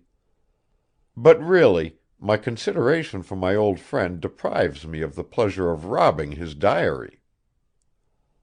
I was still out of temper. "Bunsey, I don't mind favoring you with a further confidence. You're an ass." With this parting shot I strode out of the library, when, remembering the sacredness of my revelation, I turned back. "Of course, you will understand, Bunsey, that however flippantly you may choose to regard what I have said to you, you will have the decency to keep the subject matter to yourself. I do not ask your congratulations or your approval, but I demand your secrecy." "The ass brays acknowledgments," answered Bunsey meekly, helping himself to another cigar. "You may rely on my loyal and devoted interest. The fact that I have heard your secret twice before today shall not open my lips or cause me to violate your trust." Notwithstanding my attitude of indifference, I was greatly troubled by Bunsey's unfeeling suggestion. Could it be possible that I had mistaken my own heart? Was I, yielding as I had believed, to the first strong passion of my life, only deluding myself with a remembrance of my vanished youth? I dismissed the thought impatiently.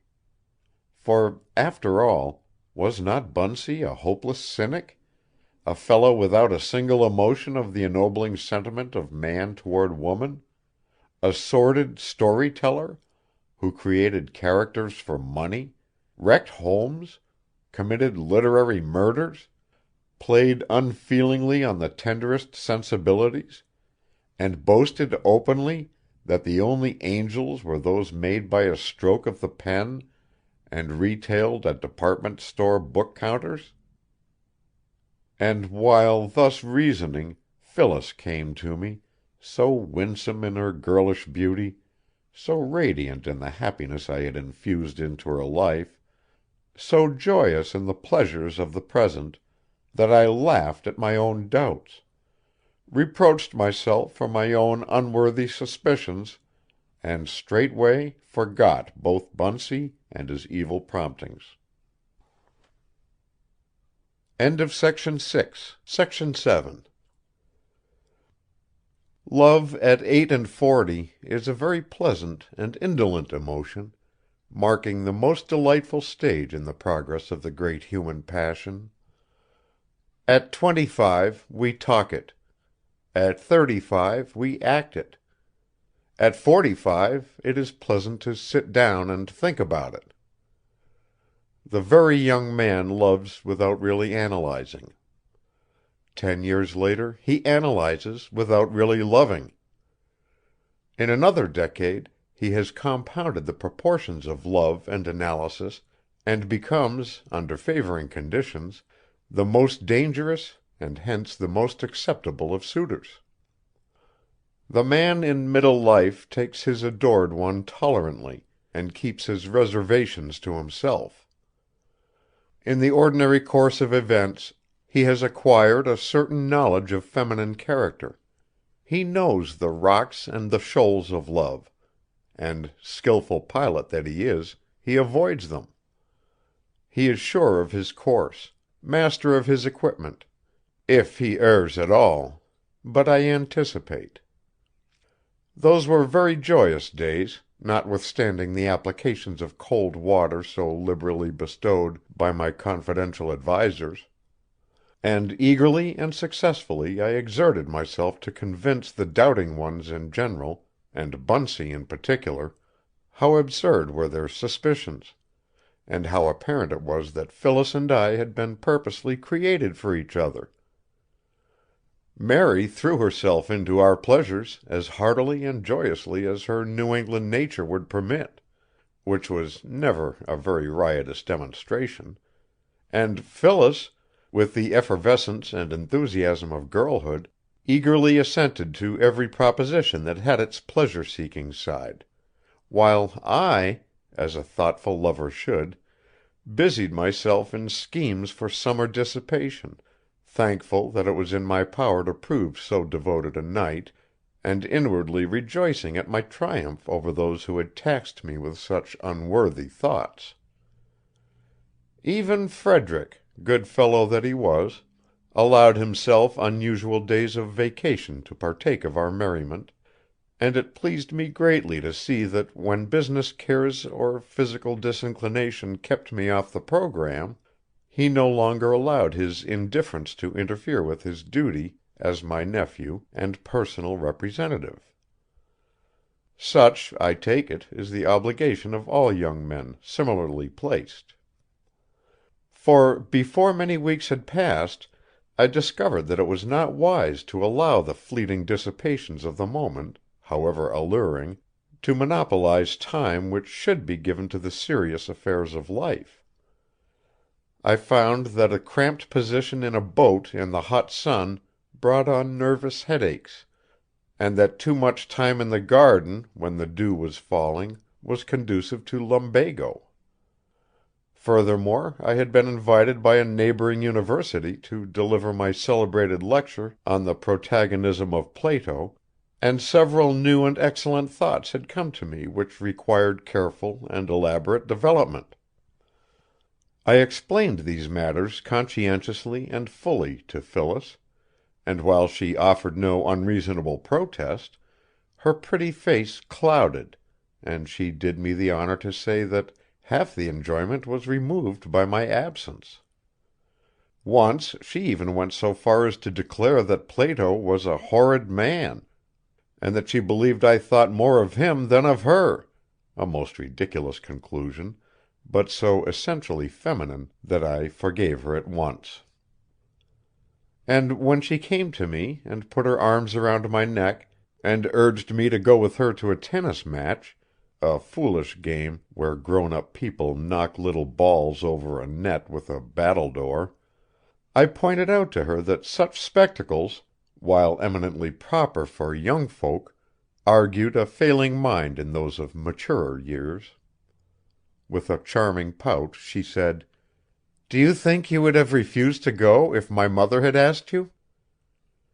Now, tennis is a sport that has come up since Sylvia and I were children together, but I recalled, with a guilty blush, the time when she and I won the village championship in doubles in an all-day siege of croquet. So what could I say in my own defense? Therefore I went with Phyllis to the tennis court, and sat for 2 long and inexpressibly dreary hours watching the senseless and stupid proceedings. It was pleasant to reflect that I was with Sylvia's daughter, and I tried to imagine that the keen interest of youth still remained, but I was sadly out of place. I am satisfied that this game of tennis has nothing of the fascinating quality of croquet. On our arrival home, Phyllis kissed me, and thanked me for what she called my self-denial, but after that one experience, Frederick represented me at the tennis court, as, indeed, the good-natured boy consented to do at many similar festivities. And so the summer wore gradually away, one day's enjoyment lazily following another's, with nothing to disturb the serenity of my life, or to interfere with the calm content into which I had settled. Phyllis was everything that a moderate and reasonable lover could wish: kind, gentle, affectionate within the bounds of maidenly discretion, attentive to my wishes, and considerate of my caprices. The more I saw of her, the more I was persuaded that I had chosen wisely and well. One afternoon, Frederick, at my suggestion, had gallantly given up his work in the office, and taken Phyllis down the river. I sat with Bunsey in the library and took occasion to expound to him the philosophy of perfect love. "The trouble is," I said, "that people rush blindly into matrimony.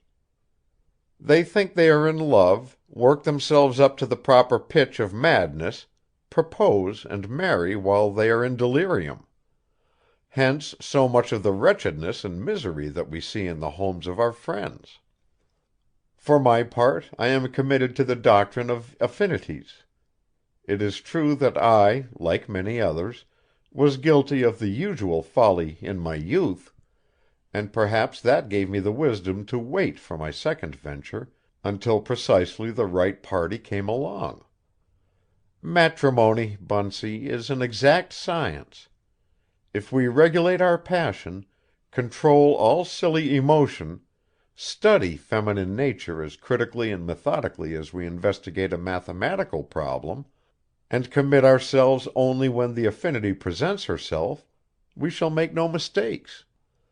For, after all, what is an affinity?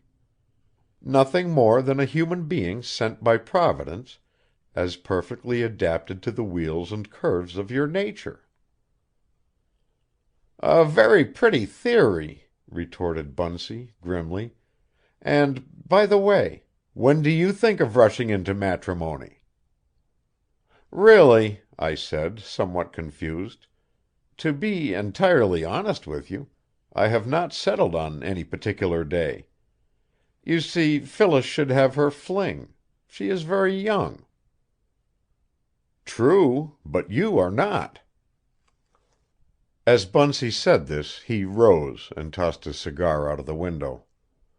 "Stanhope," he went on, "we are old friends, and I don't wish to be continually seeming to interfere with your business, but if I were a man with 50 years leering hideously at me, and engaged to a pretty girl of 22, I'd make quick work of it before Providence came along with a younger affinity in a Panama hat, negligee shirt, and duck trousers." I stared at him with a sort of helpless amazement. "Exactly what do you mean?" I asked.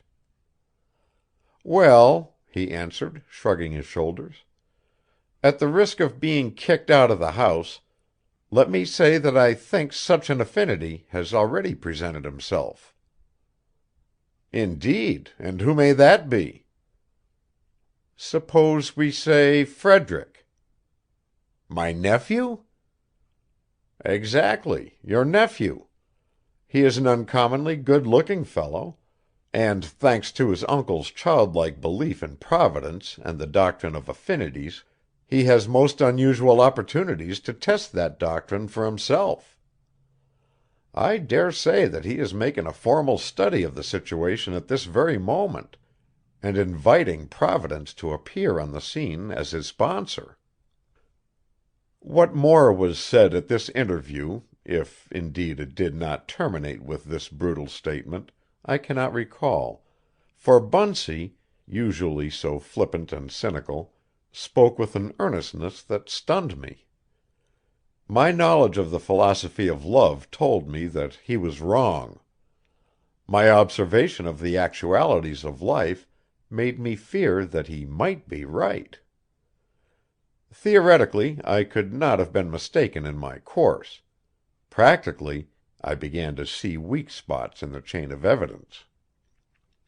Swiftly I ran over the events of the spring and summer, and as little spots no bigger than a man's hand magnified themselves into black clouds, Bunsey, sitting opposite, seemed to grow larger and larger, and his smile more malicious and demon-like. Possibly, had I been a younger and more impetuous man, I should have flown into a passion, taken Bunsey at his word, and kicked him out of the house. But the philosophy of the thing engrossed me, filled me with half fear, half curiosity, and engaged all my mental faculties. Had I been mistaken? Could I be deceived in the daughter of Sylvia? However strong my suspicions may have been, they were not increased when, with the evening, Phyllis and Frederick came home from their excursion.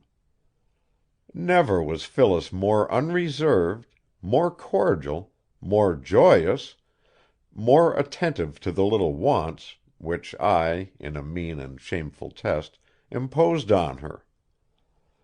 She could not be acting a part, this New England girl, with her alert conscience, her Puritan impulse and training, her aversion to everything that savored of deceit. And Frederick was as much at his ease as if I knew nothing, as if I had not heard of his duplicity, as if the whole house and grounds were not ringing with accusations of his unworthiness. Such are the phenomena of the philosophy of middle life. I insisted that he should remain for the evening, and, after dinner, with that contrariness accountable only in a true student of psychology, I made a trifling excuse and walked down to the square, leaving them together. The curfew was ringing as, returning, I entered the lower gate at the end of the garden, and passed slowly along by the arbor.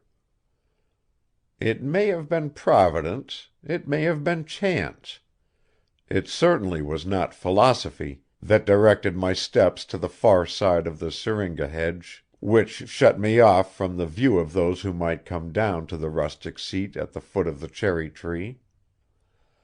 At least I had no intention of playing the spy, and when I heard Frederick's voice, and knew instinctively that Phyllis was with him, I quickened my pace that I might not be a sharer of their secrets. But an irresistible impulse made me pause when I heard the foolish fellow say: "After tonight I shall not come again. It is better for us to break now than to wait until it is too late." Her reply I could not hear. Presently he said, and a little brokenly: "I have fought it all out. It has been hard, so hard, but I must meet it as it comes." Then I heard Phyllis's voice: "It is for the best. I believe that you care for me. I know how much I care for you, and how much this effort is costing me. We were too late. No other course in honor presents itself. God knows how eagerly and hopelessly I have sought a way out of this tangle of duty." Again I heard Phyllis's voice, sunk almost to a whisper: "I have given my word. It is for the best." "The governor has been so good to me," Frederick exclaimed resentfully, "that I feel like a criminal even at this moment when I am making for him the sacrifice of a life. He has been my father, my protector. What I am I owe to him, and I must meet him like a grateful and honest man. You would not have it otherwise?" And for the third time Phyllis answered: "It is for the best." Had I been of that remarkable stuff of which your true hero is made, of which Bunsey's heroes are made, and had I come up to the very reasonable expectations of the followers of literary romance, I should have burst through the syringa with passion in my face and rage in my heart, and precipitated a tragedy. Or, on the other side, I should have taken those ridiculous children by the hand, and ended their suffering with my blessing then and there.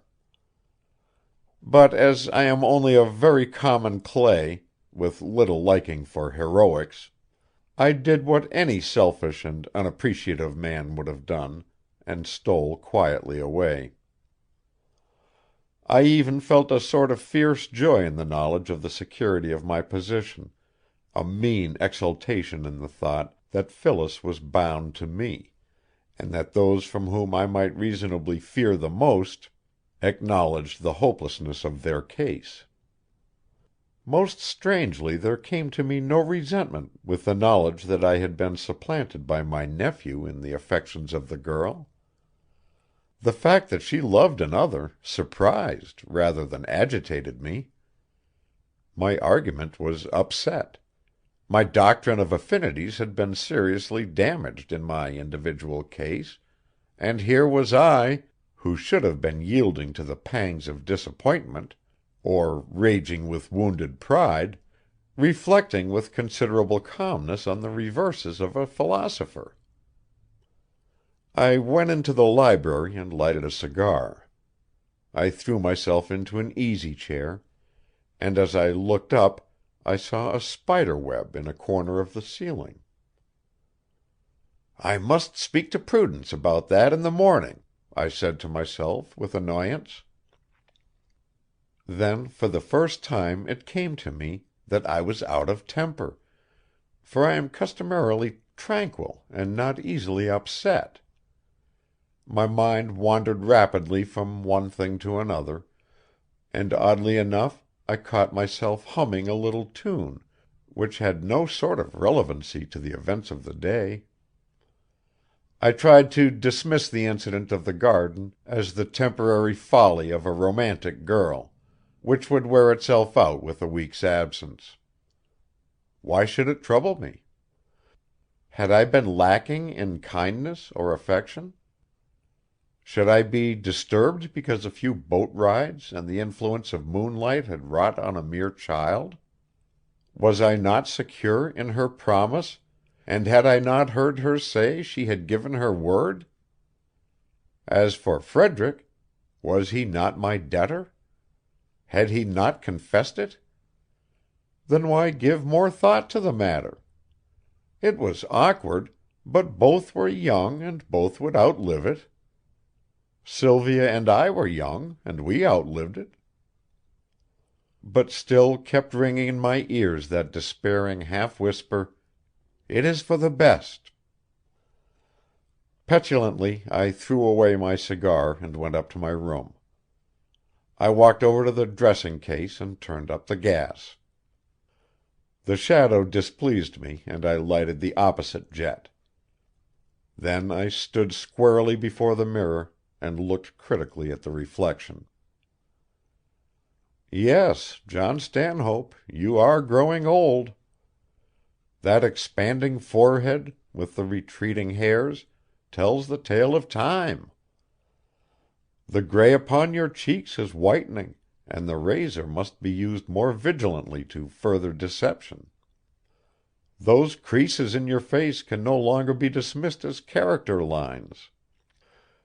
The shagginess of your eyebrows has the flying years to account for it. Plainly, John, you and humbug must part company. You are not of this generation, and it is not for you. I turned down the gas, threw open the window and let the moonlight filter in through the elms and over the tops of the little pines. The soft beauty of the night soothed me, and gradually and very gently my irritation and annoyance slipped away. Why should not a young girl, radiant in youth and beauty, affect a young man of her generation? What has an old fellow, with all his money and worldly experience and burnt-out youth, to give in exchange for that intoxication which every girl may properly regard her lawful gift? Undoubtedly I should make a better husband, as husbands go, than my romantic nephew, and any woman of rare common sense would see the advantages of my position. But why burden a woman with that rare common sense which robs her of the first and sweetest of her dreams? No, John Stanhope, go back to your pipe and your books and your gardening, your life of selfish, indolent do-nothing. Take life as it comes most easily and naturally. By sparing one heart, you may save two. And that nephew of mine, what a fine, manly fellow he proved himself when put to the test. The governor had been good to him, and he was going to stand by the governor. How my heart jumped, and what a warm little feeling there was about the internal cockles as I recalled his words. Bravely said, my boy, and nobly done. I fear I should not have been so generous at your age, and with Sylvia. And with Sylvia. How the past crowded back at the thought of her. Who are you, old dreamer, who neglected the gift the good gods provided in the heyday of your youth, to return to chase the phantom of the past? Behind that little white cloud, sailing far into the north, Sylvia may be peeping at you, and smiling at the delusion of her ancient wooer. Or why not think that she is pleading with you, pleading for her child and the lover, as she might have pleaded for herself and somebody else, had somebody else known his own heart before it was too late? I watched the white cloud as it passed on, growing smaller and fainter as it receded. I settled back still deeper in my chair and sighed. And then, O unworthy knight of love, and then I fell asleep. End of section 7. The Romance of an Old Fool by Roswell Field. Section 8. In the morning, before the family was astir, I wrote a note pleading a sudden and imperative call to town, and vanished for the day. I argued with myself that such a step was a delicate consideration for a young woman who, having listened to a confession of love a few hours before, would be hardly at her ease at a breakfast-table conversation. Incidentally, I was not altogether sure of myself, although I was much refreshed by an excellent night's sleep, which comes to every philosopher with courage and strength to rise above the unpleasant things in life. If Phyllis had yielded to an emotion of grief, there was little trace of it when we met at evening. I fancied that she was somewhat paler, and her manner at times seemed a little listless, but otherwise there was no great departure from her usual demeanor. As for myself, the long sunshine of a summer day, and the conviction that at last the opportunity had come to me to play the rôle of a minor hero, gave me a peace that amounted almost to buoyancy. No need had I of the teachings of the musty old philosophers reposing on my bookshelves. John Stanhope had learned more of life in a few short hours than all his tomes could impart. His books had helped him many times in diagnosing the cases of his friends. When John fell ill, they mocked and deceived him. Opportunely enough, Phyllis followed me into the library, and when at my request she sat on a little stool at my feet, and I held her hand and stroked her soft light hair, a pang went through my heart, for I felt that she might be near me for the last time. The philosopher had yet much to learn. For several minutes we were both silent. Of the two, I was doubtless the more ill at ease, although I concealed it bravely. "Phyllis," I said at last, "did you ever get over a childish fondness for fairy stories?" She smiled at this. Was I wrong in fancying that her smile was that of sadness? And answered, "I hope not." "Because," I went on, bending over and affectionately patting the hand I held, "a little fairy tale has been running through my head all day, and I have decided that you shall be the first to hear it and pass on its merits. And because," I added gaily, "if it has your approval, I may wish to publish it. Shall I begin?" She nodded her head. I could swear now to the weariness the poor child was so staunchly fighting, and looked off toward the sunset. "Once upon a time, you see that I am conventional, there lived a beautiful young princess, on whom a wicked old troll had cast an evil eye. Now this wicked troll was not so hideous as the trolls we see in our fairy books. I must say that. But he was so wicked that even this deficiency could not excuse him. The princess was as young and innocent, I was going to say as simple, as she was beautiful, and the wicked troll talked so much of his experience in the world, and boasted so hugely of his wealth and generosity and other shining virtues, that the imagination of the poor little princess was quite fired, and she was flattered into thinking that here was a treasure not to be lightly put aside. And so, in a foolish moment, she consented to be his bride, and he took her away to his castle (I believe trolls do have castles) to make ready for the marriage. While the preparations were going on, and the wicked old troll was laughing with glee to think how he had deluded a princess, a handsome young prince appeared on the scene, and what so natural as that the princess should immediately contrast him with the troll? And it came about, also quite naturally, that before the prince and the princess knew that anything was happening, they fell so violently in love with each other that the birds and the bees and the flowers in the garden and the squirrels in the trees sang and hummed and gossiped and chattered about it. Here I paused. Phyllis did not look up, but I felt a shiver run through her body as I stroked her hair and put my arm around her shoulder to caress away her fear.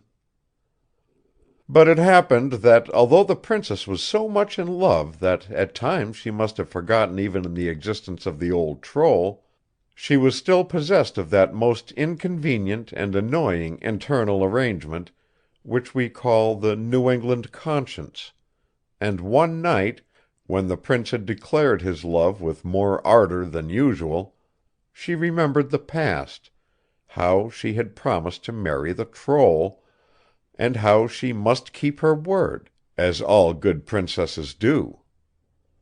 And the prince, who was a very upright young man, most foolishly listened to her, and agreed to give her up. Whereupon these poor children, having resolved that it was for the best—" Phyllis looked up quickly. Her face was white, and a look, half of fear, half of reproach, came to her eyes. She sank down and hid her face in her hands. Both my arms were around her, and I even laughed. "Dear little princess," I whispered, "don't give way yet. The best is still to come. For you must remember that this is a fairy tale, and all fairy tales have a good ending. And, to make a long story short, this wicked old troll was not a troll at all, but a fairy godmother, who had taken the form for good purposes.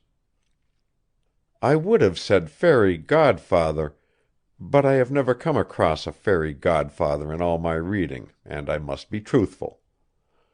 Well, the fairy godmother came along right in the nick of time, and, of course, you know who married and lived happily ever after." The convulsive movement of the poor child's body told me she was weeping. And I, being a philosopher, and more or less hard-hearted, as all philosophers are, let her weep on. Presently she said in a voice hardly audible: "I gave you my promise, and I meant to keep it. I am trying so hard to keep it." "Of course you are, little girl. But why try? A bad promise is far better broken than kept, and, come to think of it, I am not at all sure that I am anxious to have you keep it. How do you know that I am not making a desperate effort to secure my own release?" She raised her head quite unexpectedly, and caught me with the tears in my eyes.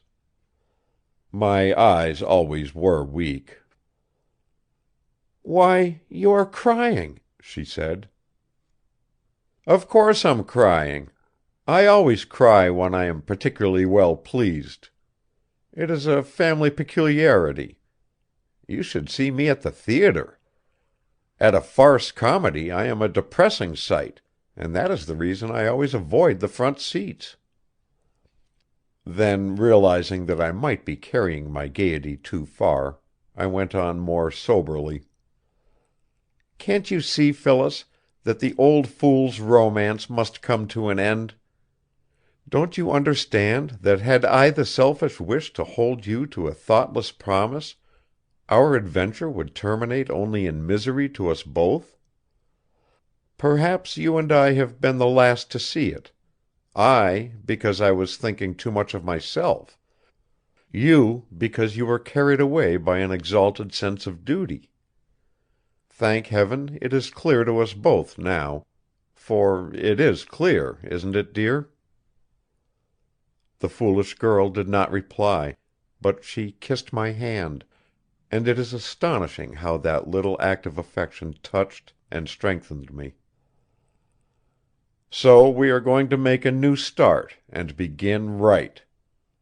Tomorrow I shall see Frederick and make a proposition to him, and if that rascal does not give up his heroics and come down to his plain duty as I see it, well, so much the worse for him. No, don't raise objections," she had started to speak, "for I am always quarrelsome when I cannot have my own way. Go to your room and think it over. And remember," I said more gently, for that old tide of the past was coming in, "that you are Sylvia's daughter, and that Sylvia would have trusted me and counseled you to obey me in all things." Slowly and with averted face, Phyllis rose and walked toward the door. I had commanded her, and yet I felt a sharp pang of bitterness that she had yielded so quickly to my words. It seemed at the moment that everything was passing out of my life; that Phyllis, that Sylvia, that all the once sweet, continuous memory was lost to me forever. I could not call her back, and I could not hope that she would return. Philosopher that I was, I could not explain the sinking and the fear that took possession of me. The philosopher did not know himself. All his thought and all his reasoning could not solve the simple riddle the quick intuition of a girl made clear. She had reached the door before she paused. Then she turned. I had risen mechanically and stood looking at her, as slowly she came back and waited as if for me to speak. And when the dull philosopher groped helplessly for words and could not meet the appealing eyes, she put her hands on his shoulders and laid her warm, young face on his heart, and said, "Father!" The night was peacefully beautiful. I had strolled out of the garden and down to the river, and there along the bridle path on the winding bank I walked for miles.